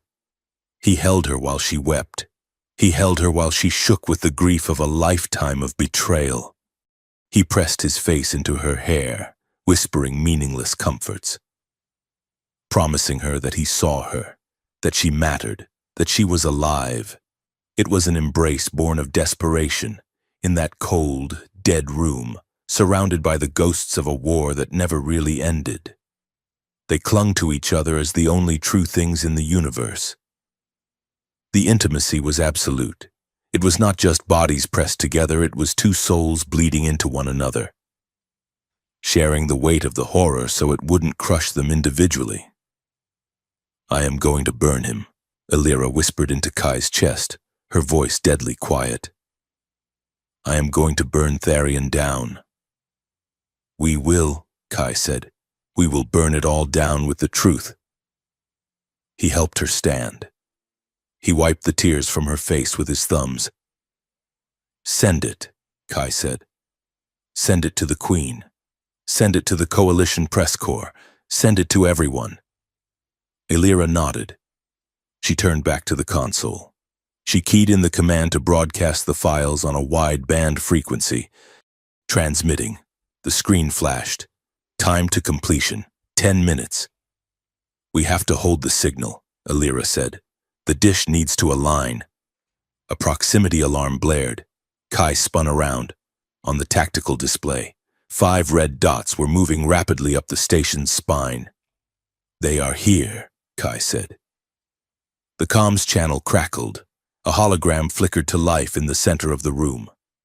It was Lord Tharian. He looked impeccable, standing in the shuttle bay at the base of the station. He was flanked by 4 heavily armored Praetorians. "Princess," Tharian said. His voice was warm, disappointed. "You have caused us a great deal of trouble." Elira stepped into the light of the hologram. Her face was a mask of cold fury. "I heard the logs, Tharian," she said. "I know about Vestra Prime." Tharian sighed. "A necessary calculation. One I regret, of course, but you survived. You are resilient. That is why you make such a good villain." He gestured to the guards. "Here is the offer. Elira, stop the transmission. Come down to the shuttle. We will return to the Citadel. You will tell the court that this human kidnapped you, that he used mind-altering drugs to force your compliance, that he is the architect of the bombing." "And if I refuse?" Elira asked. "Then you die here," Tharian said simply. "And we will tell the galaxy that the human murdered you in a fit of madness before we could save you. The war starts either way, but in one version you get to live as a grieving victim. In the other, you are just a tragic corpse." Elira looked at Kai. Kai was checking the charge on a discarded energy cell he had found. He looked up and met her gaze. He did not tell her what to do. He just stood there, ready to fight the entire empire with a rusty metal bar if she asked him to. Elira turned back to the hologram. "You do not understand bravery. Do you, Tharian?" she said softly. "You think it is about surviving? She reached out and smashed the holographic emitter. Tharion's image dissolved into sparks. She looked at Kai. "How long do we need?" she asked. 8 minutes, Kai said, glancing at the upload bar. "Then we hold them for 8 minutes, Illyra said. She raised her hands. Her silver eyes began to glow with a terrifying, blinding light. The air in the room grew heavy, charged with telepathic pressure. They barricaded the door. Kai dragged a heavy console across the entrance, jamming it against the frame. Illyra stood behind him, focusing her mind, turning the very air of the corridor into a psychic minefield.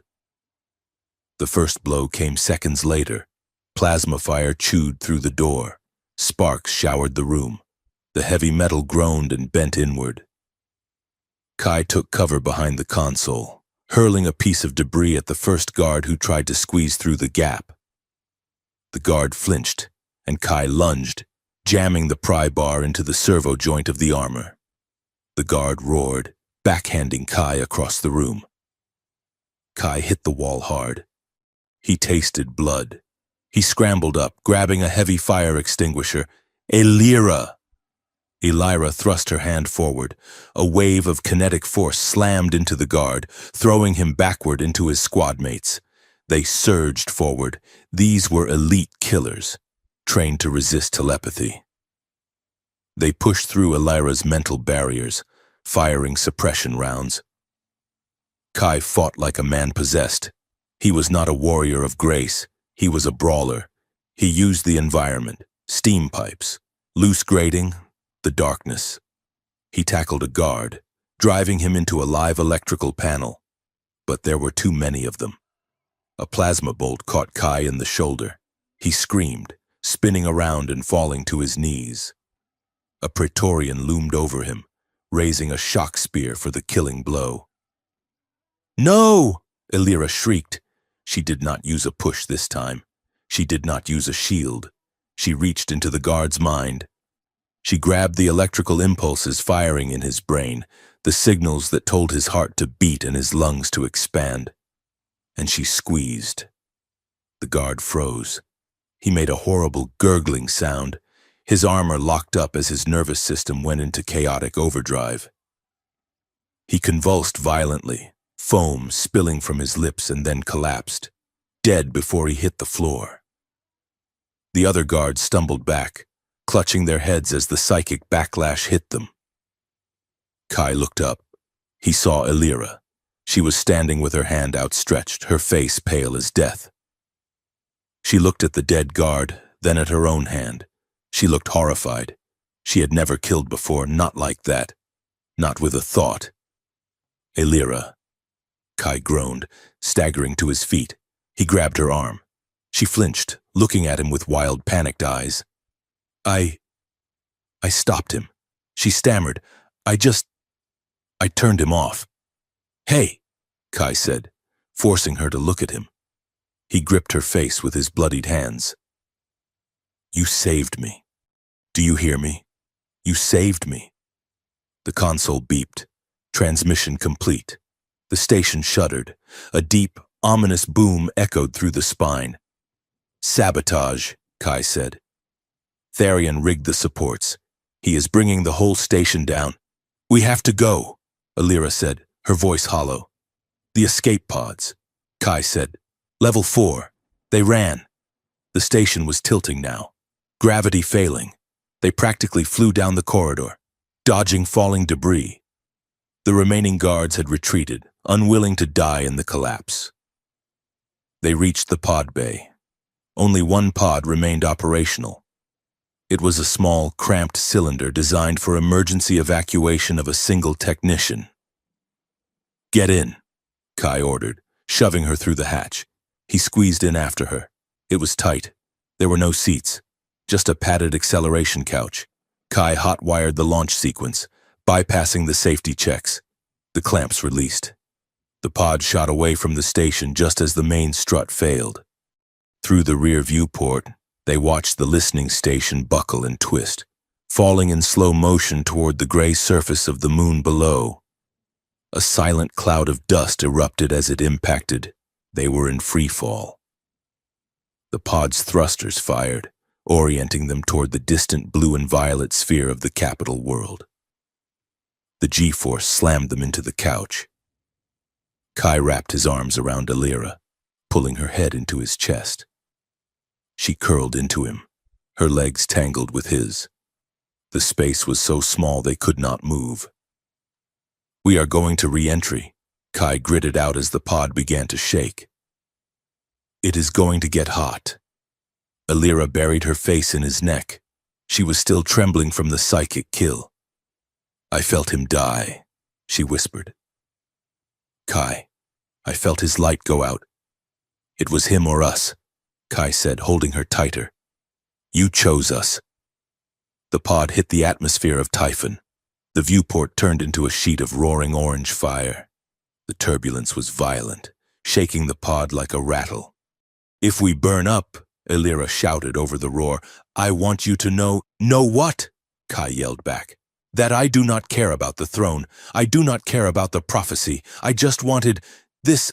I wanted to be chosen. I chose you," Kai shouted. "Since the moment you laughed at my potato, I chose you." They clung to each other as the fire engulfed them, two specks of life in a falling metal coffin, defying the universe to separate them. The landing was not graceful. The pod's parachutes deployed late, and they slammed into the decorative lake in the center of the Royal Plaza. Water flooded the pod. Kai kicked the hatch open, dragging Alira out. They gasped for air, treading water in the shadow of the citadel. Spotlights blinded them. "Freeze!" a voice boomed from the sky. Kai squinted against the light. Hover ships surrounded them. Dozens of royal guards lined the edge of the lake, weapons trained on the water. Tharion stood on the balcony overlooking the plaza. He looked composed, triumphant. "Arrest them," Tharion commanded. "The traitors have returned to finish the job." Kai tried to swim toward the edge, shielding Alira, but a stun net fired from a hover ship enveloped them. The electric charge seized Kai's muscles. He sank, paralyzed. "Kai!" Alira screamed, diving for him. Guards splashed into the water. They hauled them apart. Kai was dragged onto the marble pavement, coughing up water, his limbs useless. Alira was pulled to the other side, struggling against 4 guards. "Do not touch him," she yelled. Tharion descended the stairs. He looked at the crowd of onlookers, nobles and citizens who had gathered at the commotion. "Behold," Tharion declared, "the engineer who sought to break our empire, and the princess he corrupted. Take them to the isolation wings," he ordered. Kai met Alira's eyes across the plaza one last time before a hood was pulled over his head. "Stay brave," he mouthed. The isolation wing was silent. Alira sat on a stool in the center of a white room. She had been stripped of her flight suit and dressed in a prisoner's gray shift. Her hair hung damp and loose around her face. The door opened. Queen Sarath walked in. She was bandaged, her arm in a sling, her face pale. She walked with a cane, looking older than Alira had ever seen her. She dismissed the guards. "Mother," Alira said. The queen looked at her daughter. She looked at the defiance in her eyes. "Tharion showed me the evidence," the queen said quietly. "He has flight logs. He has witness testimonies. He claims the human drugged you. He claims the broadcast from the station was a fabrication created by the coalition to sow discord." "He is lying," Alira said. "Is he?" The queen stepped closer. "Or are you blinded? You are young, Alira. You are lonely. A man pays you attention, plays the hero, and suddenly you are willing to burn down your own house?" Alira stood up.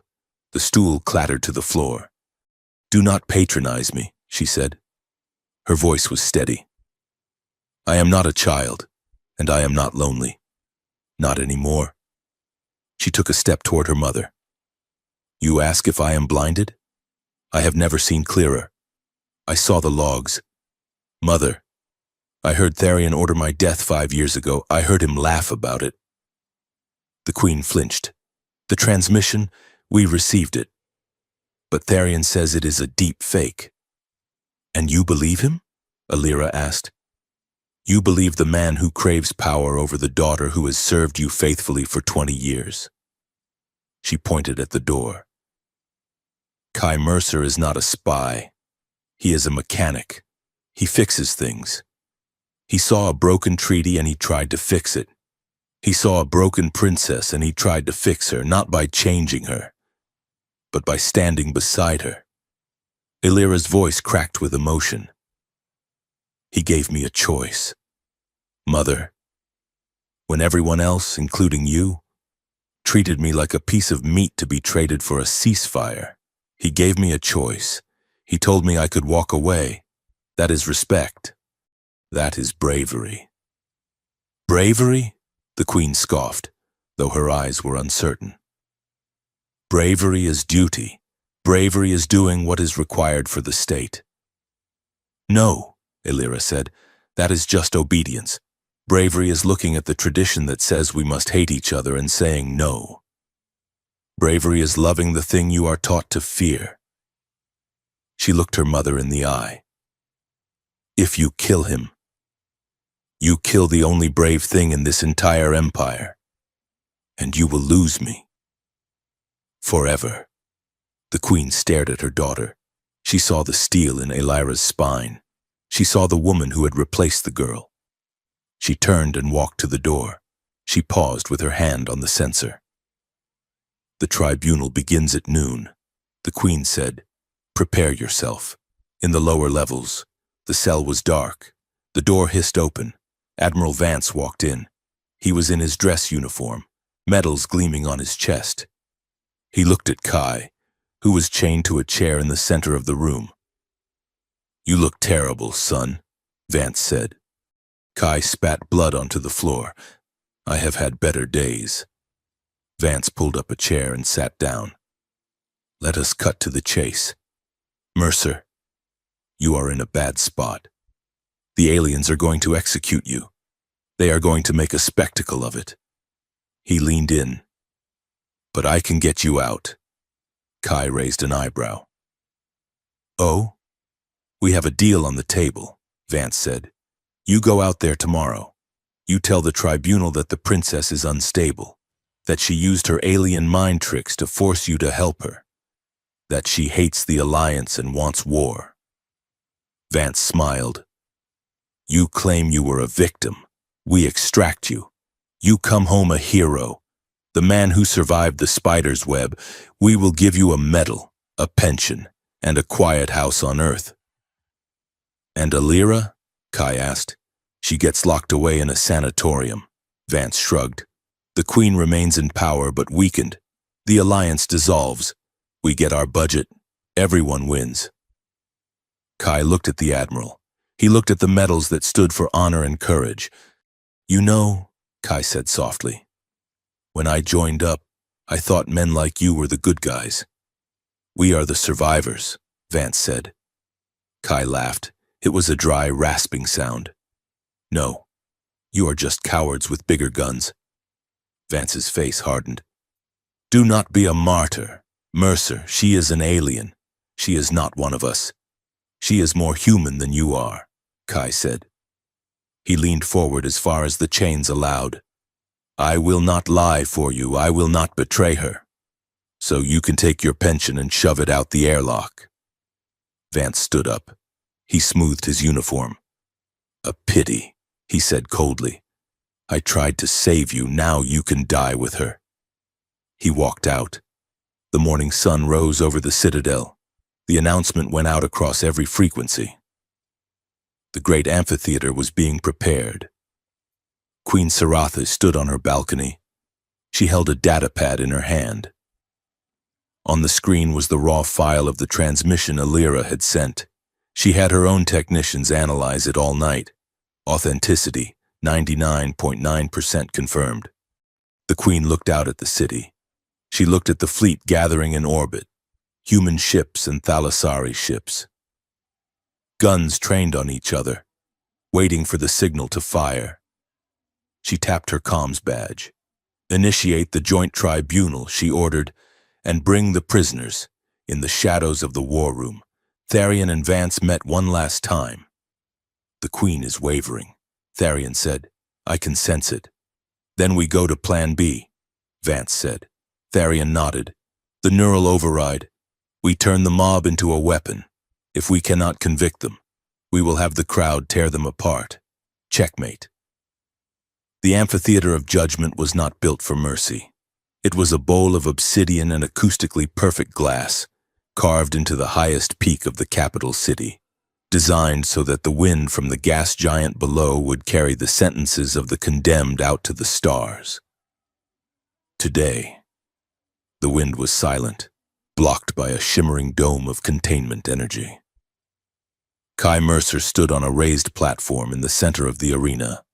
He was enclosed in a cylinder of violet light, a force field that hummed with enough voltage to stop a tank. Across the polished black floor, 50 yards away, Princess Alira stood in an identical prison. She wore the gray shift of a traitor, stripped of her royal finery. Her hair hung loose, a curtain of silver against the drab fabric. She looked small against the colossal scale of the architecture, but her spine was steel straight. She was not looking at the judges. She was looking at Kai.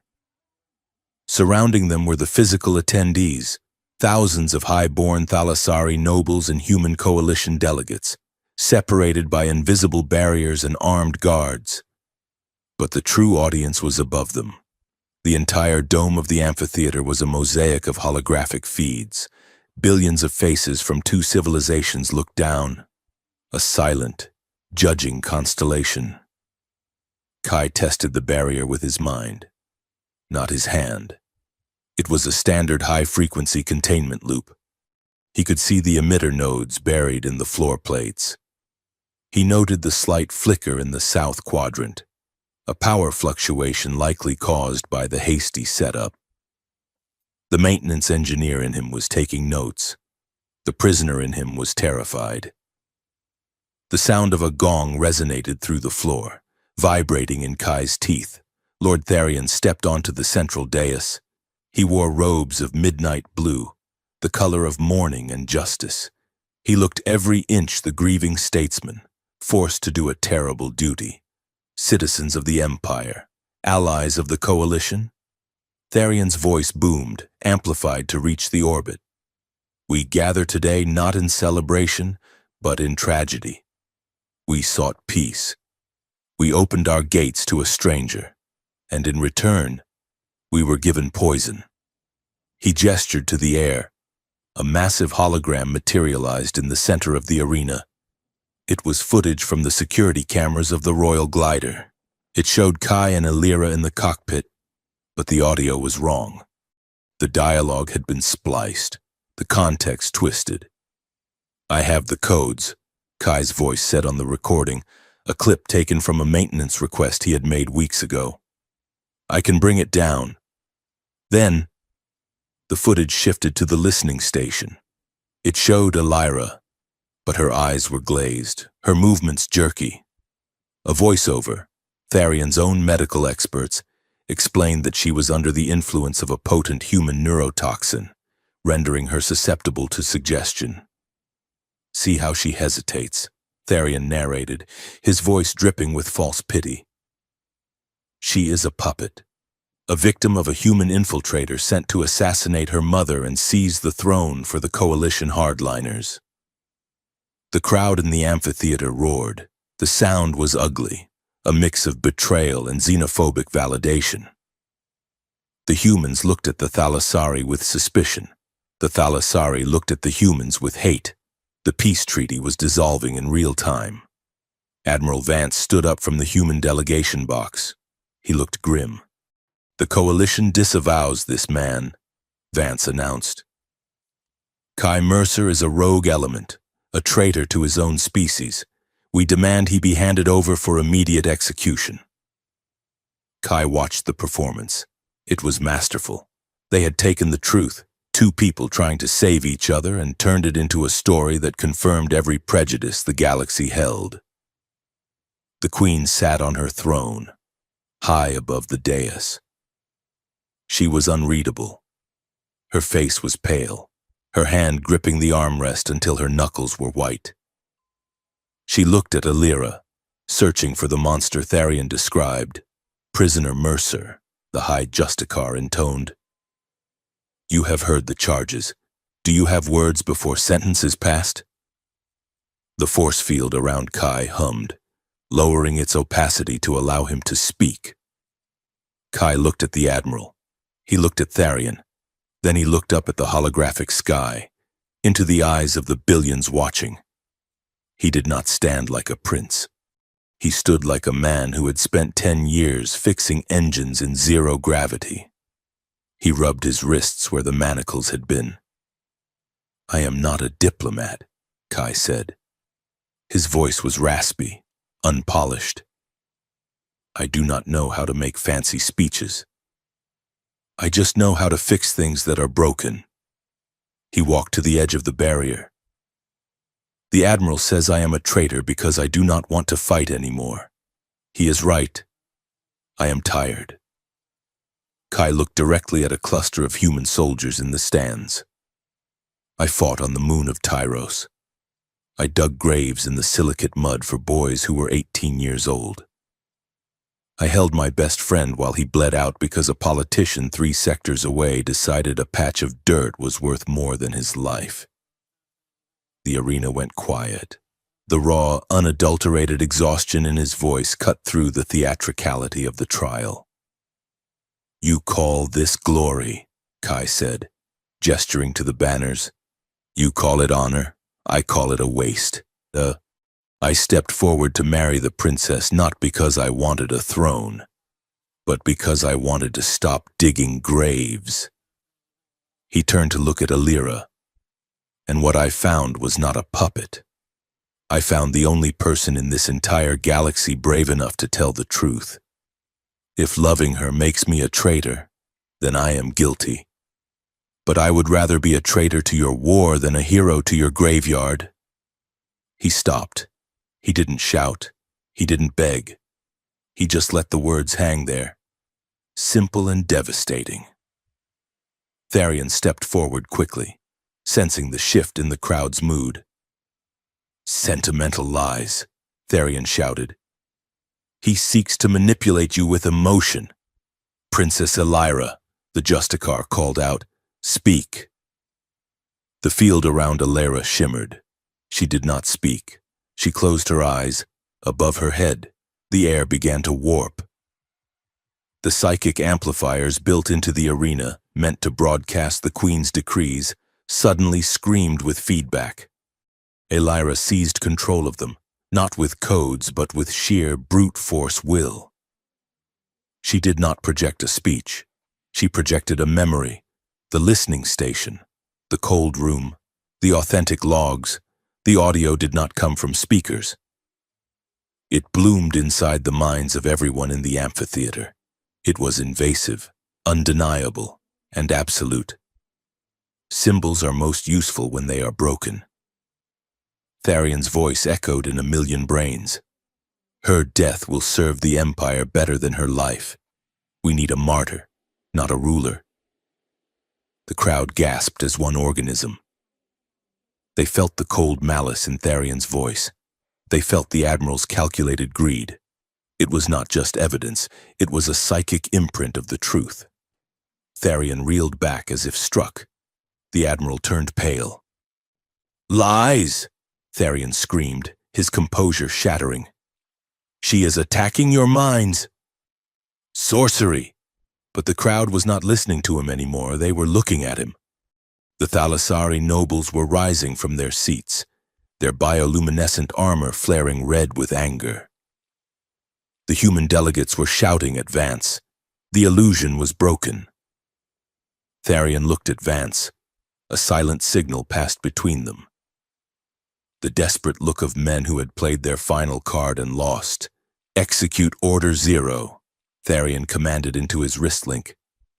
The hum of the arena changed. It started as a low whine, barely audible, on the edge of perception. Then it spiked. Hidden emitters beneath the seats activated. They did not broadcast sound. They broadcast a neural override signal, a weaponized frequency designed to scramble the higher reasoning centers of the brain and induce blind, violent panic. Kai felt it first as a pressure behind his eyes, like a migraine hitting at warp speed. Illyra cried out, dropping to her knees in her cell. For a telepath, the signal was agony.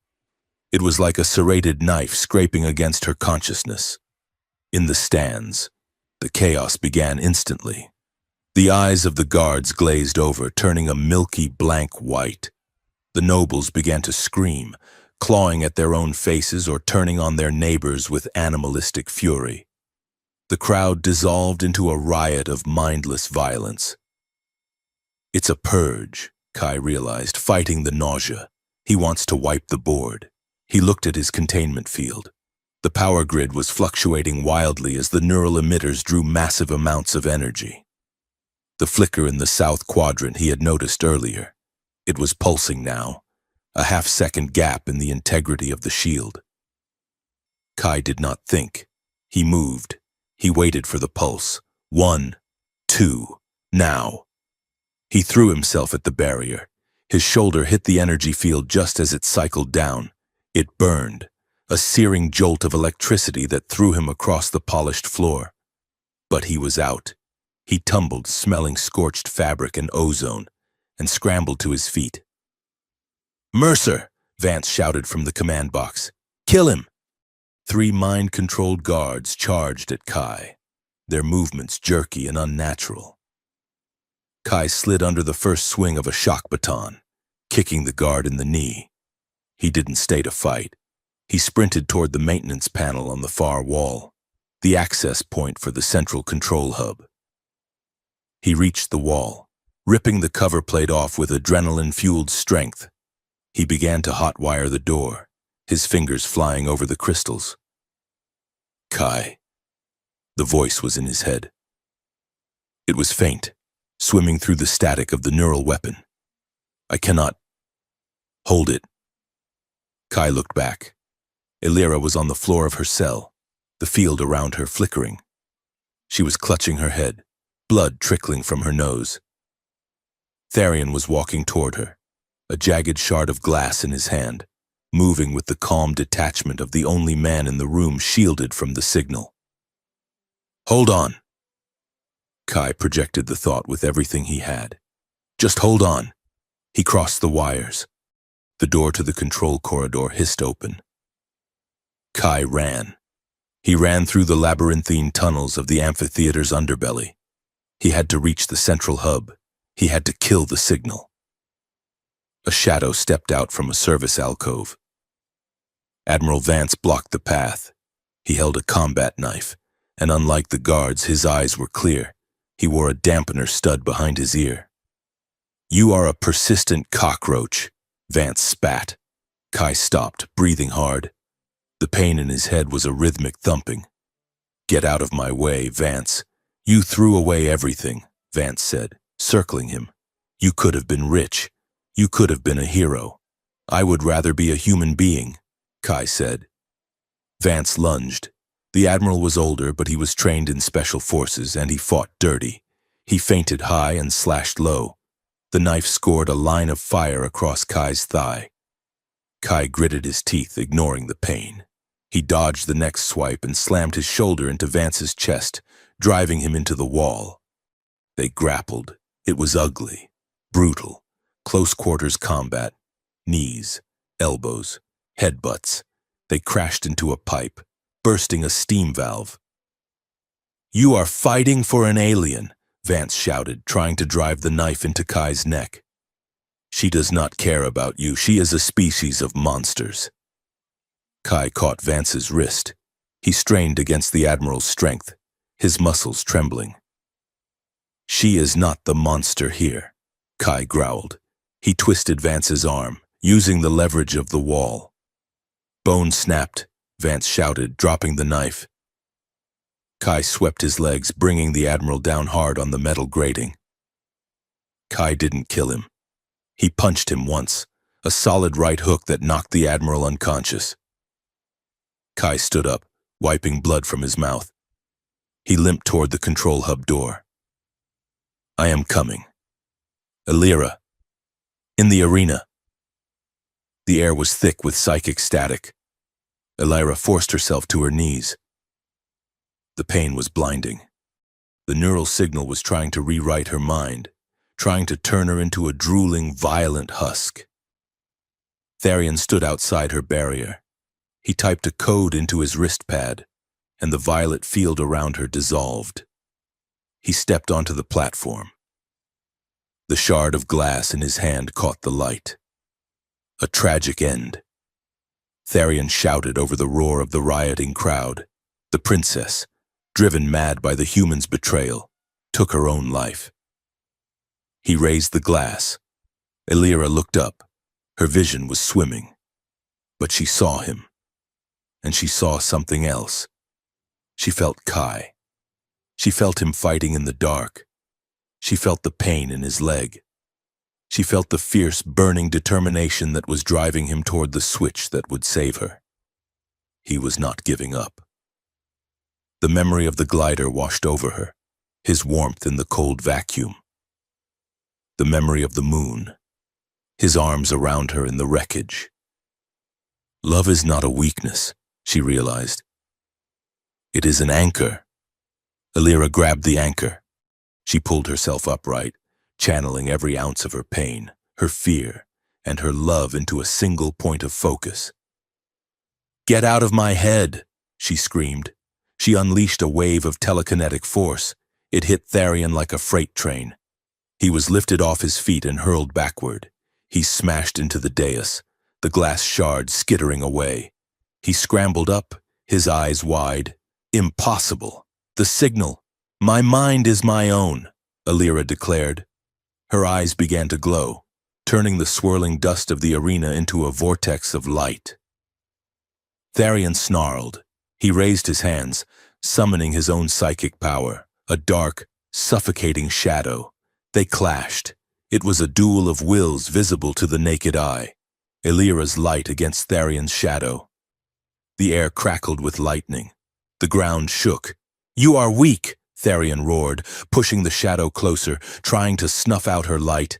"You are compromised by sentiment." Illyra felt her shield buckling. She was exhausted. The neural signal was still hammering at her defenses. "Kai," she whispered. In the control hub, Kai slammed his fist onto the console. "Override locked. Biometric scan required." "Damn it," Kai yelled. He looked at the panel. It was Thalassari tech, crystalline logic gates. He couldn't hack it in time. He looked around. His eyes landed on the main power conduit, a bundle of glowing cables the thickness of a man's arm that fed the neural emitters. "If you cannot turn it off," Kai muttered, hefting a heavy wrench he found on the desk. "Break it." He swung. The wrench slammed into the crystal conduit. Sparks showered him. The hum of the machine whined in protest. He swung again, and again, screaming with effort, pouring all his anger into the metal. The casing cracked. Blue energy bled out, sizzling the air. One more.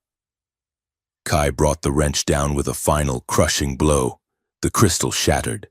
An explosion of energy threw Kai across the room. The lights in the hub died. In the arena, the sound stopped. The high-pitched whine cut out instantly. The neural override vanished. The crowd froze. The guards blinked, shaking their heads as if waking from a nightmare. The rage drained away, leaving only confusion and horror at the violence they had almost committed. Tharion's shadow faltered. Illyra felt the pressure lift. She took a deep breath, drawing in the sudden clarity. "It is over." "Tharion," she said.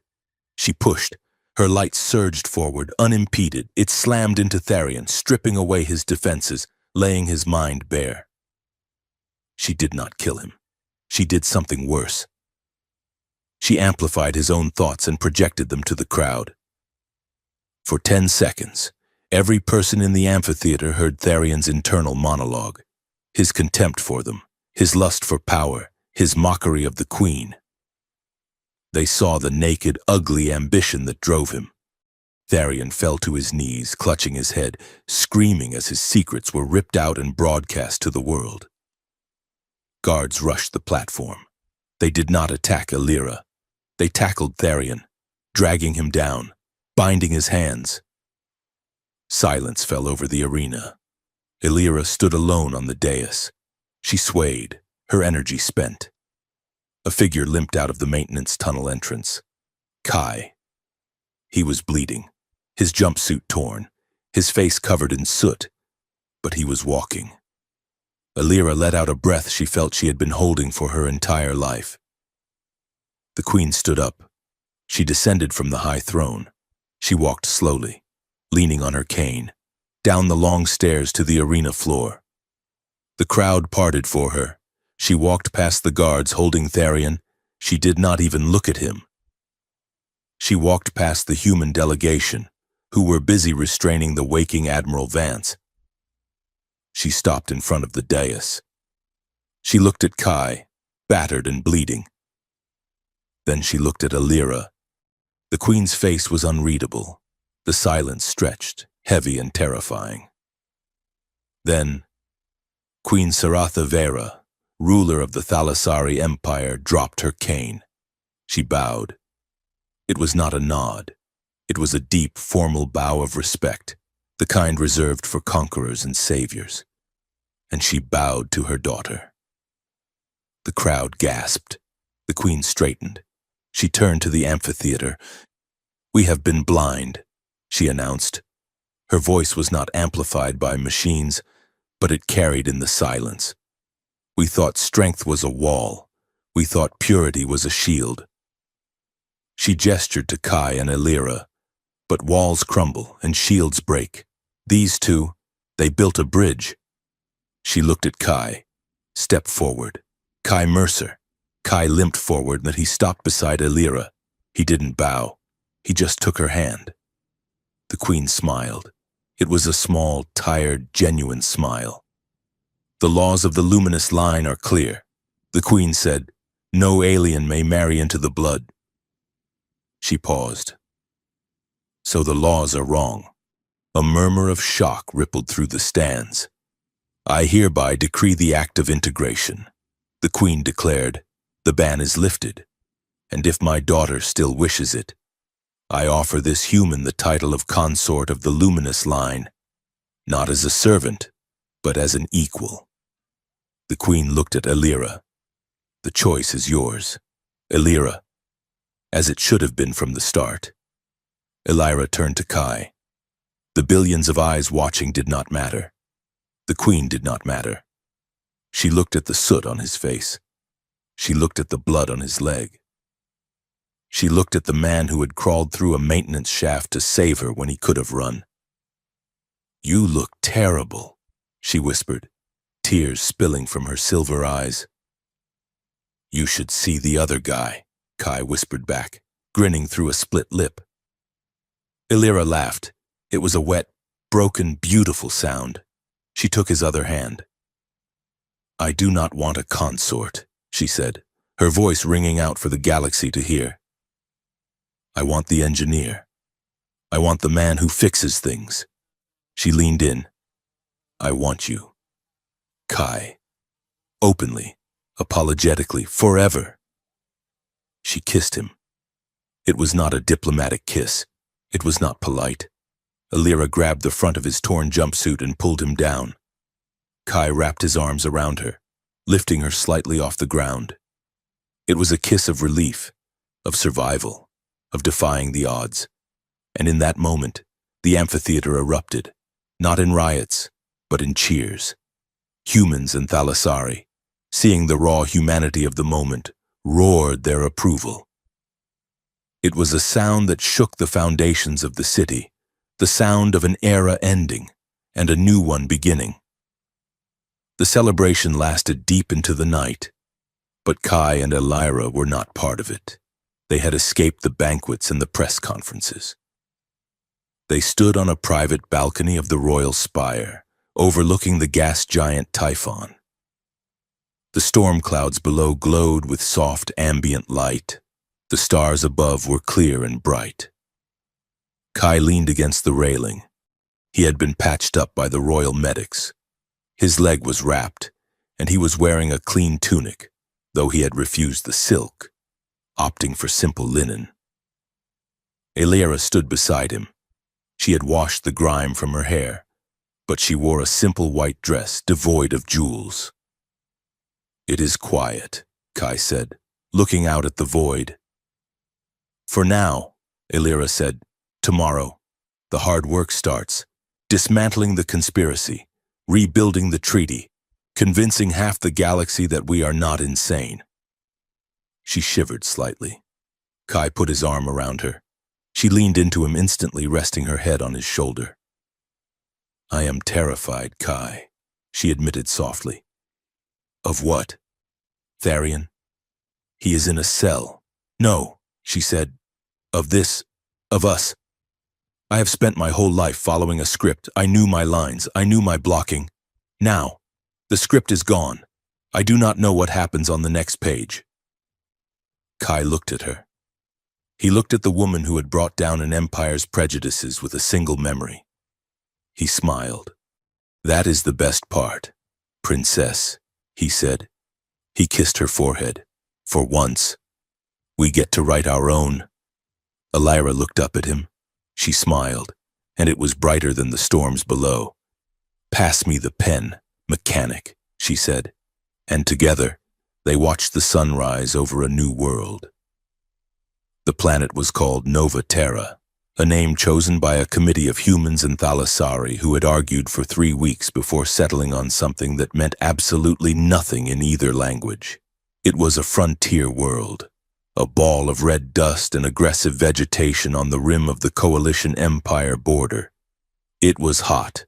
It smelled of ozone and blooming cactus, and it was the most beautiful place Kai Mercer had ever seen. The settlement of Unity lay in a valley between jagged, rust-colored mountains. It was a chaotic sprawl of architecture. Prefabricated human hab modules sat next to grown thalassari crystal spires. Neon signs in English flickered alongside holographic glyphs that advertised everything from fusion repair to psychic aura cleansing. It was messy. It was loud. It was perfect. Kai walked down the main thoroughfare, wiping grit from his forehead. He wore a simple linen shirt and work trousers, his hands stained with grease from the terraforming atmospherics plant where he volunteered 3 days a week. Beside him, Elira walked with a stride that was losing its royal stiffness and gaining a casual, terrestrial rhythm.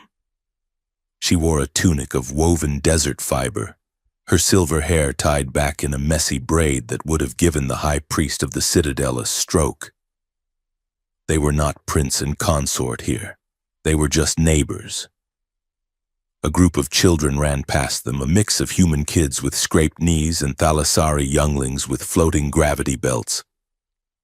They were chasing a 6-legged lizard dog that was barking in 2 different frequencies.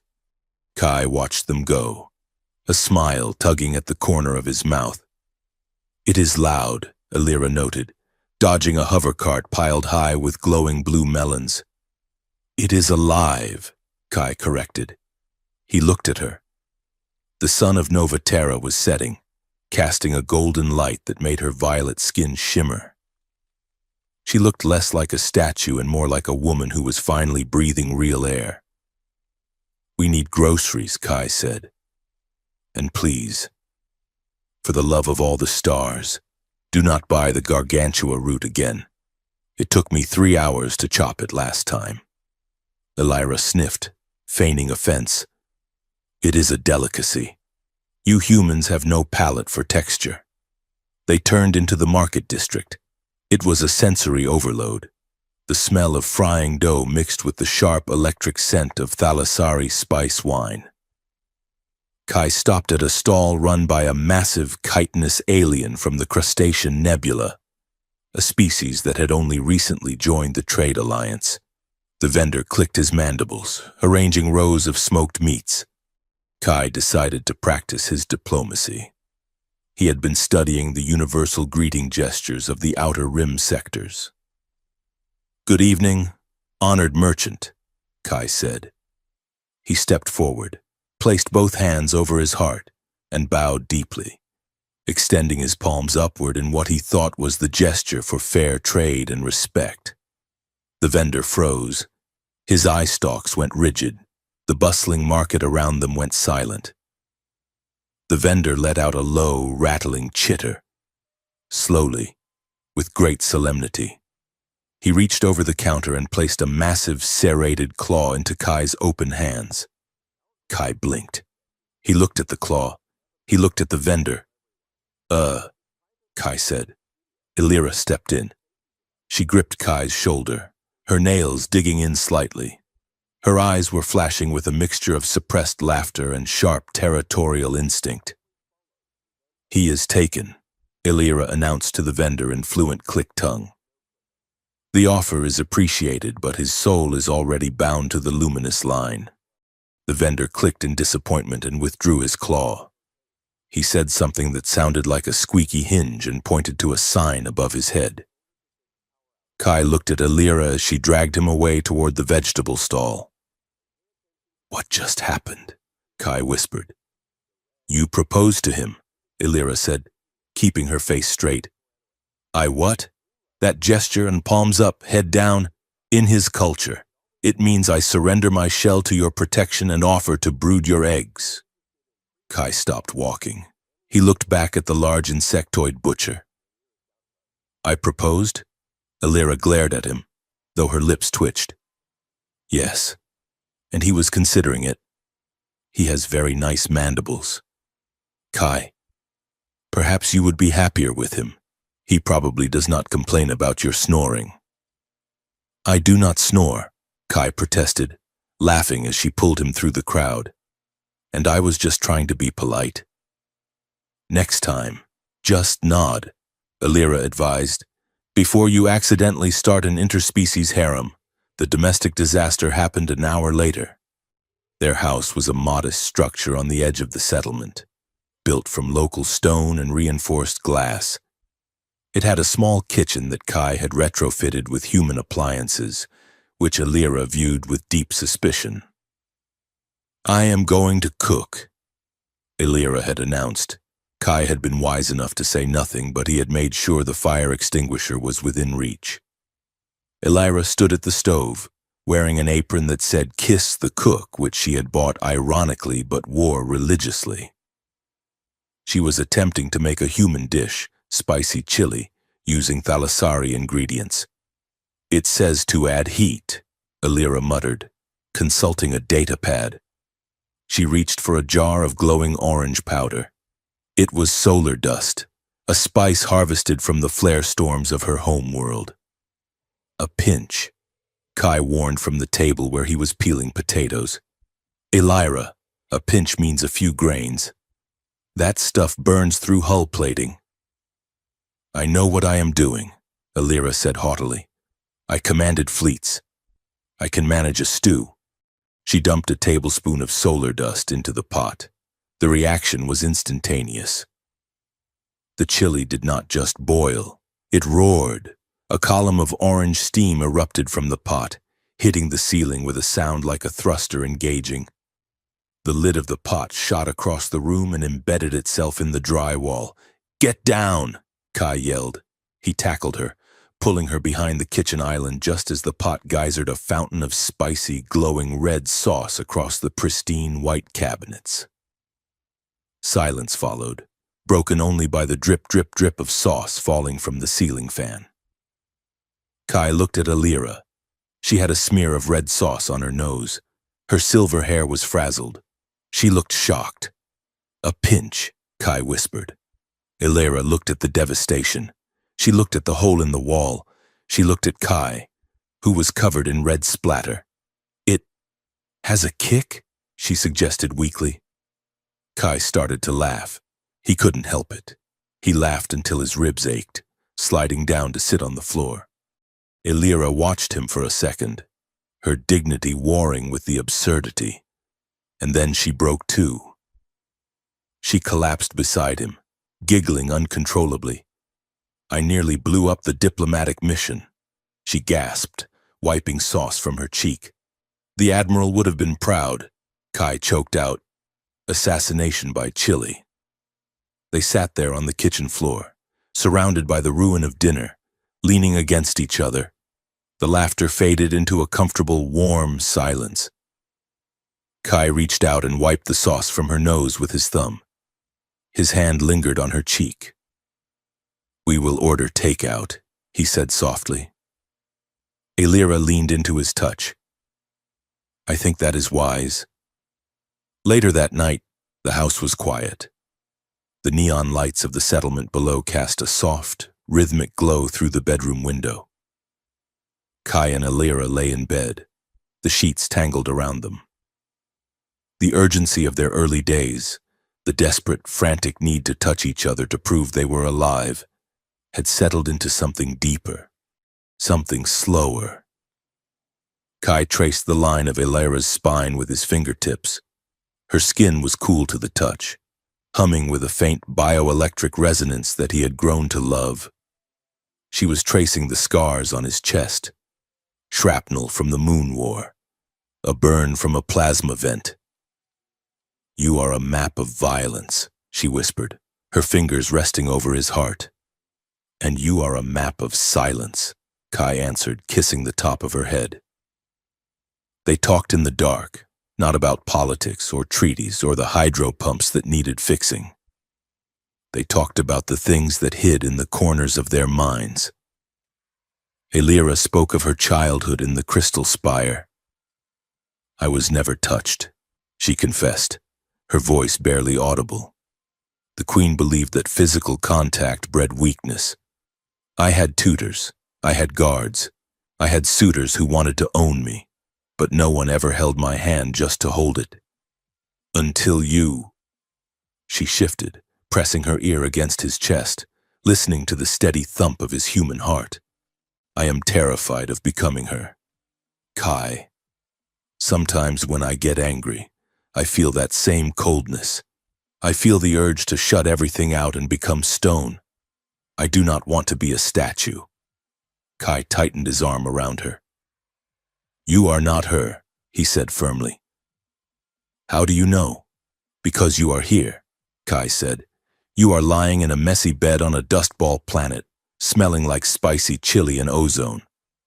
You are warm. Elira, stone does not burn the kitchen down."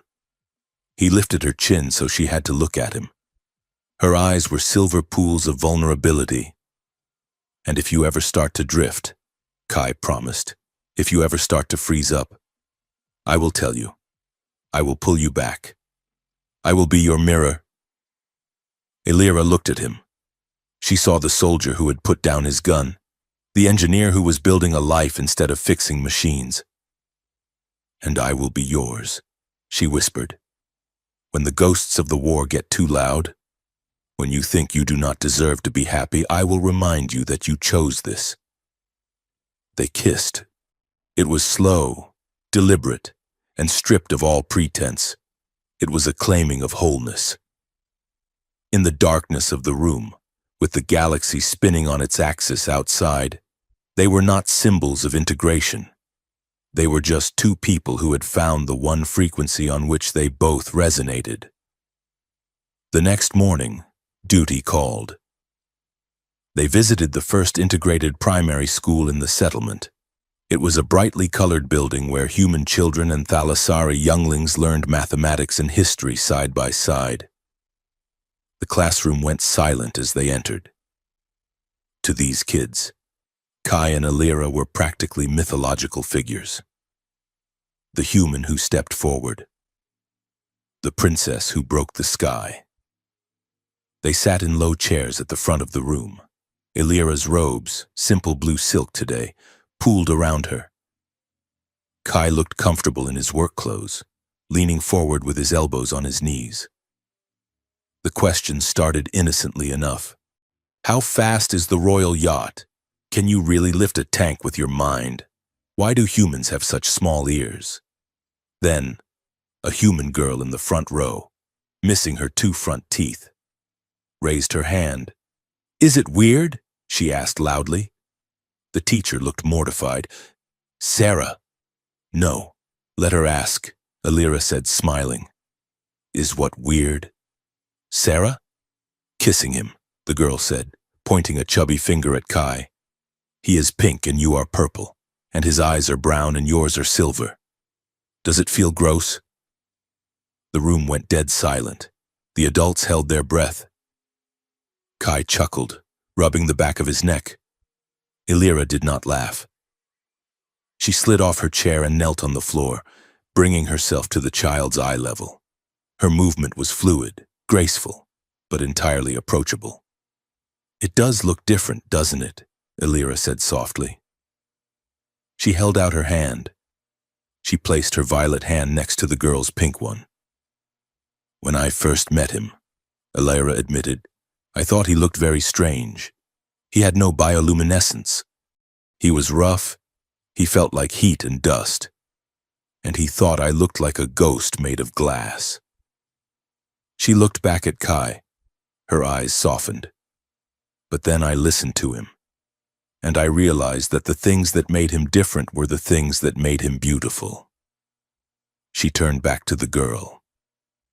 "So, yes, it felt strange the first time. But sometimes, Sarah, the bravest, most beautiful things in life feel strange at first. If we only loved things that looked like us, the world would be a very boring mirror." The girl nodded, processing this with serious intensity. "Okay, but he still has small ears." Kai laughed. "I can hear you, you know." Kai stood up then.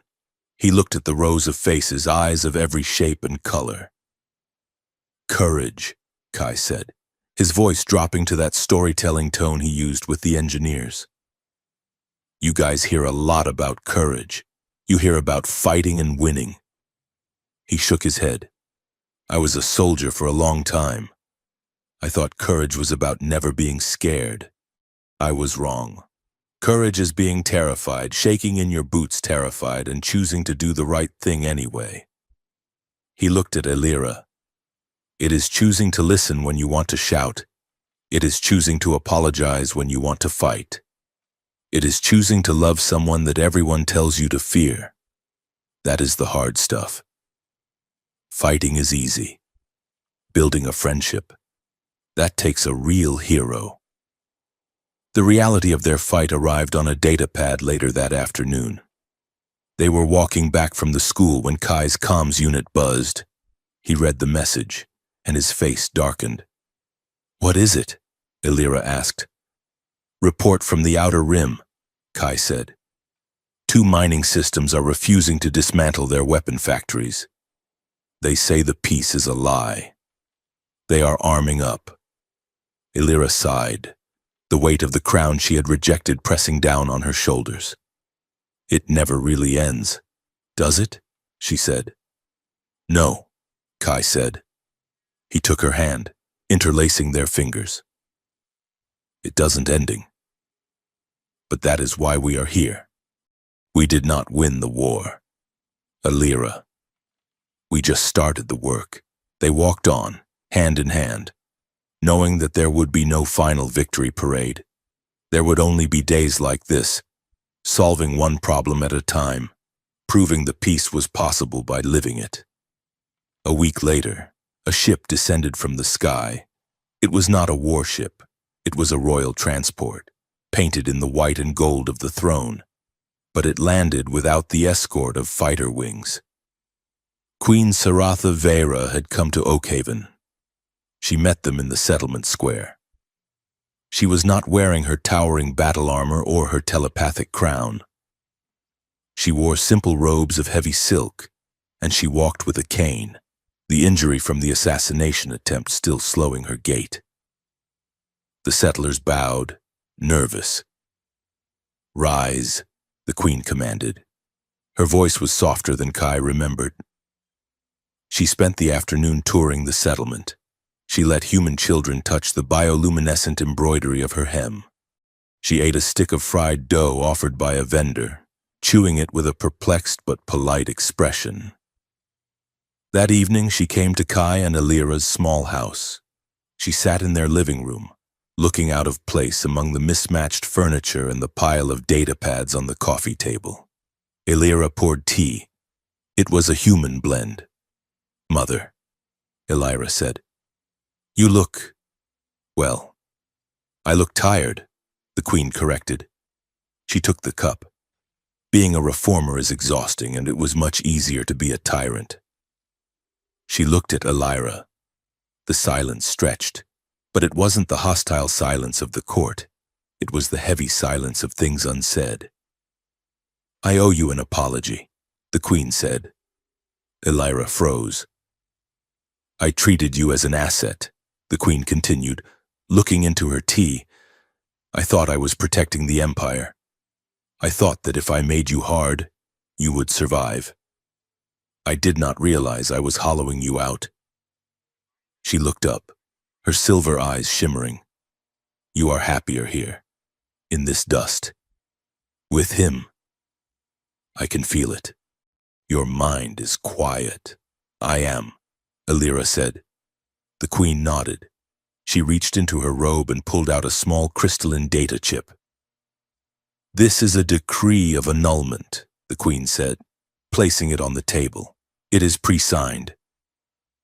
Kai stiffened. Elira stared at the chip. "If this life becomes too heavy," the Queen said softly, "if the novelty fades, and you find that the burden of being a symbol is too much, you can come home. No questions asked. You can be the heir again. You can be safe." Elira looked at the chip. Then she looked at Kai. Kai did not move. He did not speak. He let her choose, just as he had done in the dark cell. Elira smiled. She reached out and slid the chip back across the table to her mother. "Keep it," Elira said. "You are certain?" the Queen asked. "It is a hard life, daughter. He is mortal. He will age. He will die long before you." "I know," Elira said. "But I would rather have 40 years of uncertainty with him than 1,000 years of certainty without him." The Queen studied her daughter's face.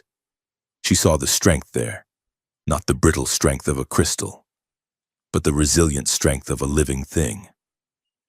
"Very well," the Queen said. She tucked the chip away. She turned to Kai. "And you, consort?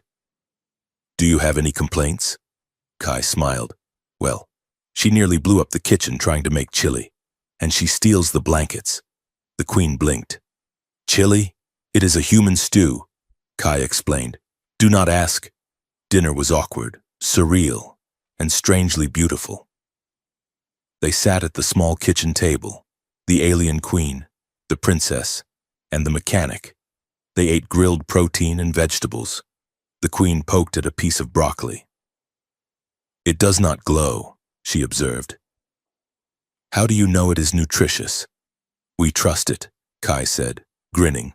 The Queen took a bite. She chewed thoughtfully. "It tastes like chlorophyll and dirt," she decided. "It grows on you," Kai said. The Queen looked at him. She looked at the way he poured water for Elira without asking. She looked at the way Elira touched his arm when she laughed. "You taught me a lesson, human," the Queen said suddenly. Kai paused. "Your Majesty?" "I thought bravery was standing alone," she said. "I thought need was a defect. You showed me that the bravest thing a soldier can do is lay down his shield and let someone else in." She raised her glass of water. "To the mechanic." Kai raised his glass, feeling a lump in his throat. "To the Queen." The final scene took place on the hill overlooking the settlement. The Queen had departed, her ship rising into the stars on a pillar of blue light. Kai and Elira stood in the tall, red grass, watching the lights of unity twinkle below. The sky was a masterpiece. The unfamiliar constellations of the frontier mixed with the familiar stars of the core worlds. 2 moons hung in the darkness, one silver, one jagged and dark. "Do you think about the future?" Elira asked. "Always," Kai said. "I mean, our future." She turned to him. "We could have children." Kai. Kai looked at her. The wind caught her hair, whipping silver strands across her face. "They would be complicated," Kai said. "They would be bridges," Elira said. "They would belong to both worlds, and to neither. They would have to write their own stories from the day they were born." "Like us," Kai said. "Like us." He pulled her close, wrapping his arms around her waist from behind, resting his chin on her shoulder. They stood there, 2 silhouettes against the galactic sprawls. Kai thought back to the beginning, the hall of resonance, the laughter, the silence, the moment he stepped out of the shadows. "Is there no one brave enough to marry my daughter?" He realized now that the question hadn't been a challenge to the suitors. It had been a challenge to the universe. It was a question of whether anyone was brave enough to break the cycle. "I am glad I stepped forward," Kai whispered. Elira turned in his arms. She looked up at him, her eyes reflecting the starlight. "You didn't just step forward, Kai. You caught me." She reached up and kissed him. It was soft, lingering, and full of the quiet promise of 1,000 tomorrows. The wind rustled the red grass. Below them, the settlement buzzed with life, aliens and humans working, arguing, laughing, and living together in the messy, beautiful experiment of peace. "Ready to go home?" Kai asked. Elira looked down at the lights of their small house. "I am already there," she said. They turned and walked hand in hand down the hill, their laughter drifting on the wind, 2 brave souls walking into the uncertain, magnificent dark.